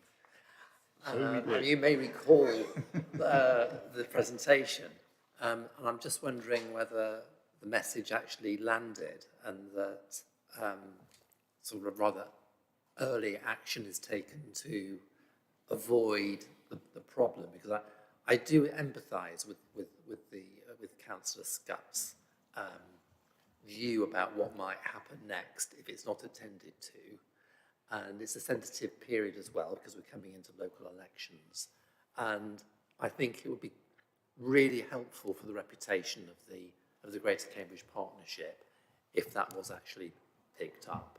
I mean, it's the as you know from canvassing, Councillor Bick, taking away someone's ability to park anywhere near their home is kind of like the end of the world.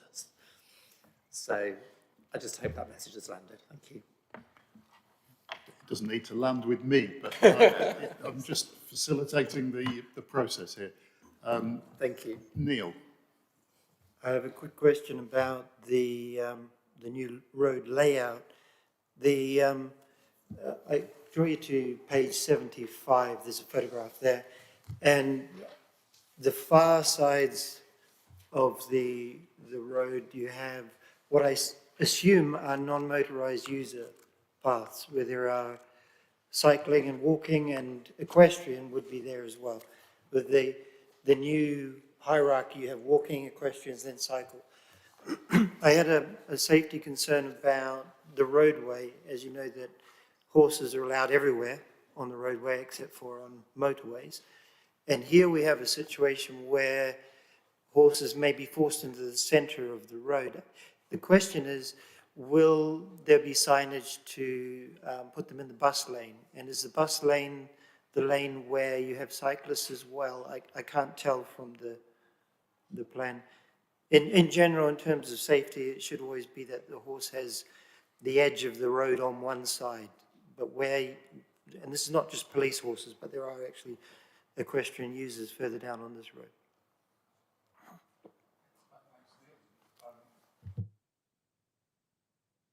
Sorry, if I could put those three questions to Peter.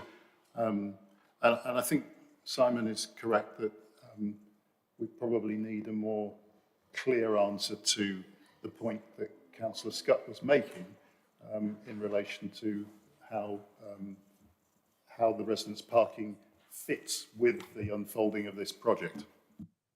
So the message has landed and we will be taking it forward now. Yeah.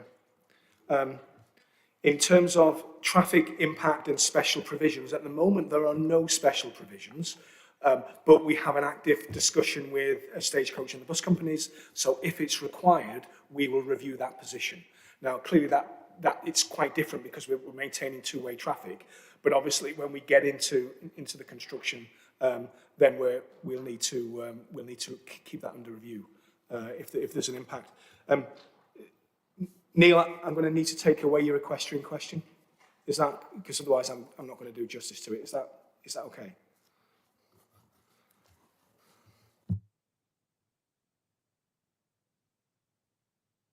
Sorry, I see no other hands, so I'm going to try and summarise by saying that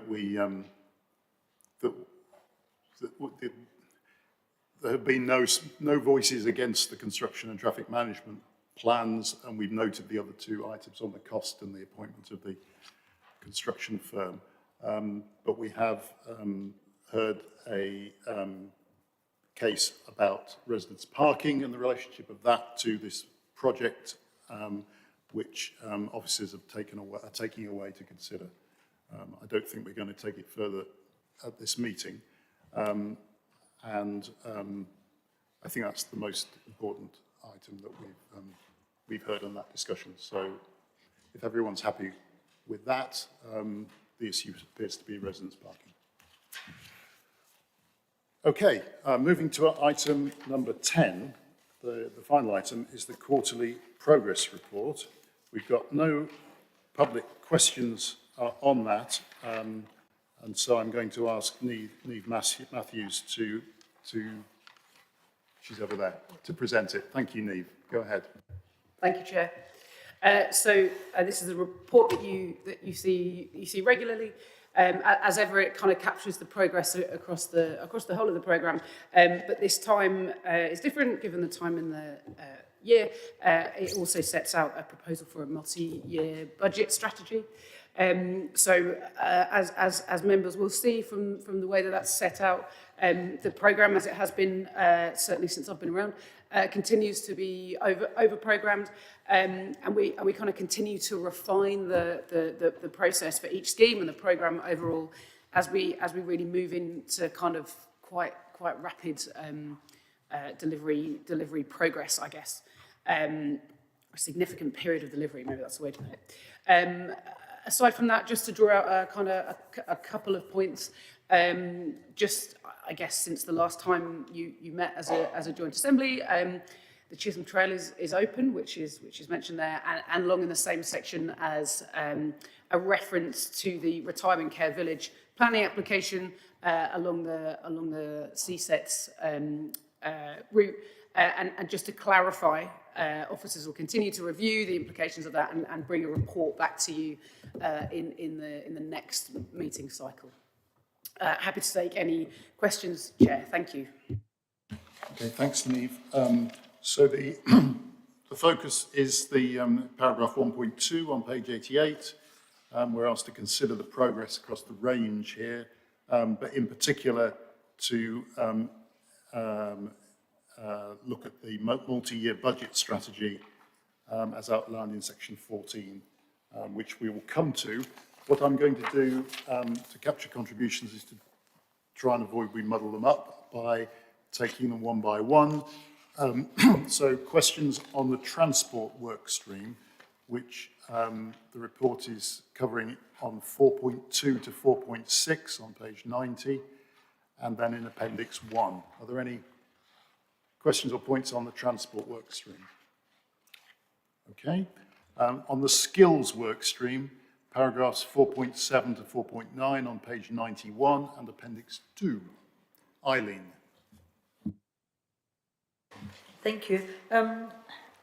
I just wanted to ask whether there was any work being proposed or being taken forward at the moment on looking at green jobs as part of the skills programme.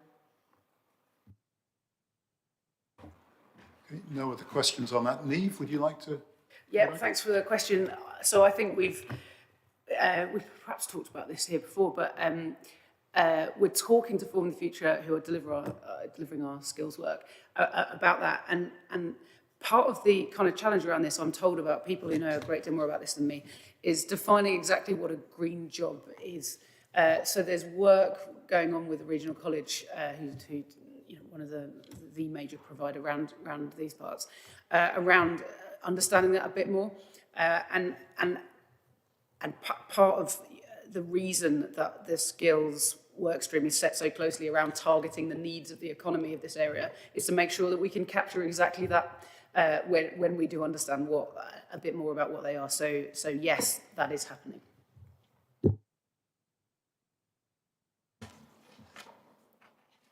I'd just like to add that the combined authorities actually bringing the paper to the next skills meeting in April on green jobs.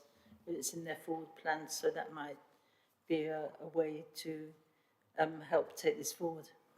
Okay, see Neve nodding, so useful point. Thank Yeah, you. we're in close contact with those guys.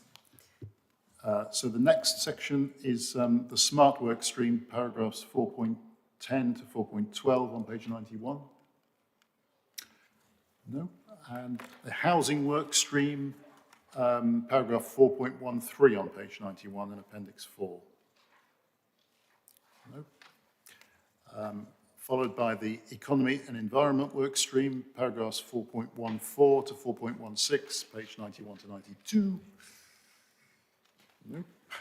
And then we come to the budget strategy and allocations for 22-23, sections 13 and 14 on page 108 to 113. Obviously, this is quite an important piece of the whole document, and Appendix 9. Are there any points on this? See, Alex? Yeah, I just wanted to clarify around the city access piece. I believe currently it only has 20 million associated with it, plus a little bit for the buses. I just wanted to double check. I have a feeling it's going to cost a lot more money than that, and what the thoughts are on that, and whether we need to make some changes. Okay, any other questions on this? I had one about the longer term implications, the budget beyond 22-23, which is also envisaged in this part of the report.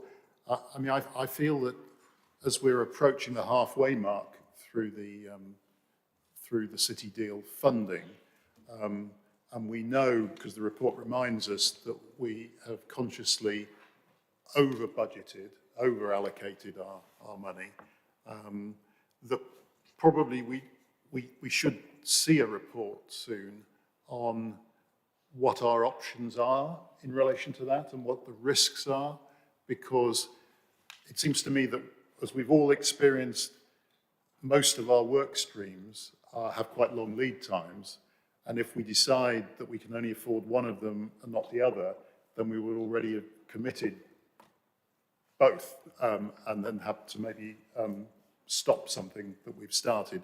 And I sincerely hope we don't have to stop anything, and that we get income which enables us to continue, and that there are ways that could happen.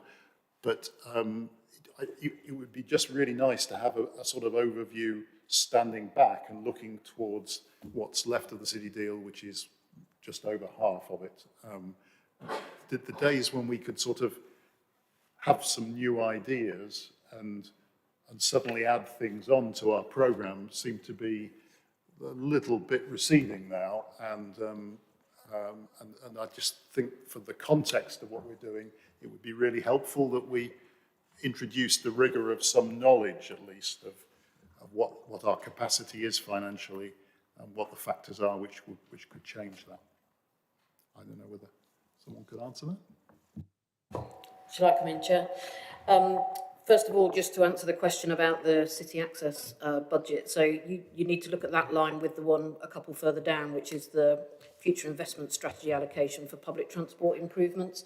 So that's where the forward funding element of any public transport improvement sits, and that's where there's a much bigger allocation that you can see in 2 lines down. You follow that? So the two things sit together. In terms of the more strategic question that the Chair is asking about, the fact that we have been over-programming, which is very typical for a programme of this size, you can see that we start to run out of money by 24-25. So there are a number of things that is a very live conversation for us, which is to consider whether we can raise additional money coming into the programme, and we're successfully looking at, for example, contribution from 106 funding, and that figure is increasing, but also future decisions that you will consider around raising revenue through potential charging schemes may well contribute.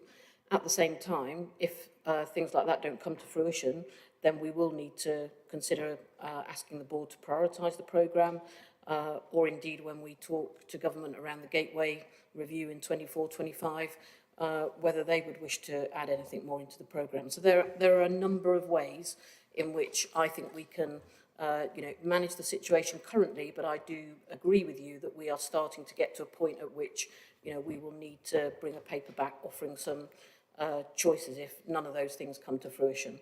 But I think we're all right for another sort of 12 months or so. If we did that, I think it would be a refresh of our future investment strategy, which you looked at only just over a year ago, and I think you took some decisions, or the board took some decisions with your input at that time, which gave us a direction. As we move forward in the different projects, clearly there will be a need to just refresh that at some stage. If I could just respond to that. It sounds like it's a private conversation between the two of us here, but I mean, I do think that we need to avoid waiting until we have a problem to know how we would deal with it. And I just feel that the financial and funding side of the GCPs could probably do with a bit more transparency rather than saying, well, it's all right until there's a problem. And it would be good that we were going to have a report anyway, and that we were going to even look at the best case, the ideal case where everything's okay, and then the factors that might make that not the case and how we would respond to that. And it just seems that we ought to have that anyway, rather than just react. Yeah, absolutely. Happy to bring that back. I guess I was trying to reassure you that it's an active issue for us within GCP looking at it, but completely take on board that we need to bring that back to the Assembly and the board at some point for more transparency around that. Okay, thank you. Simon? I just want to make 2 points out of your private conversation. The first point is that I think over-programming is a good thing. And the reason for that obviously is about flexibility. I'll use the word agility within the programme, but also because government from time to time turns the taps on and wants shovel-ready, oven-ready schemes. If we've got those ready to go, we can capture that extra money which needs to be part of the strategy. I think the other thing as well is that on agenda planning, to have this item as the last item when we all really want to go home isn't best placed on the agenda. And I agree with you that we need to have this as a prime item on a future agenda, not least so that we can all begin to understand the finances and the budget allocations and so on, because we are giving oversight and support to the executive board. This is something we need to fully understand. Thank you.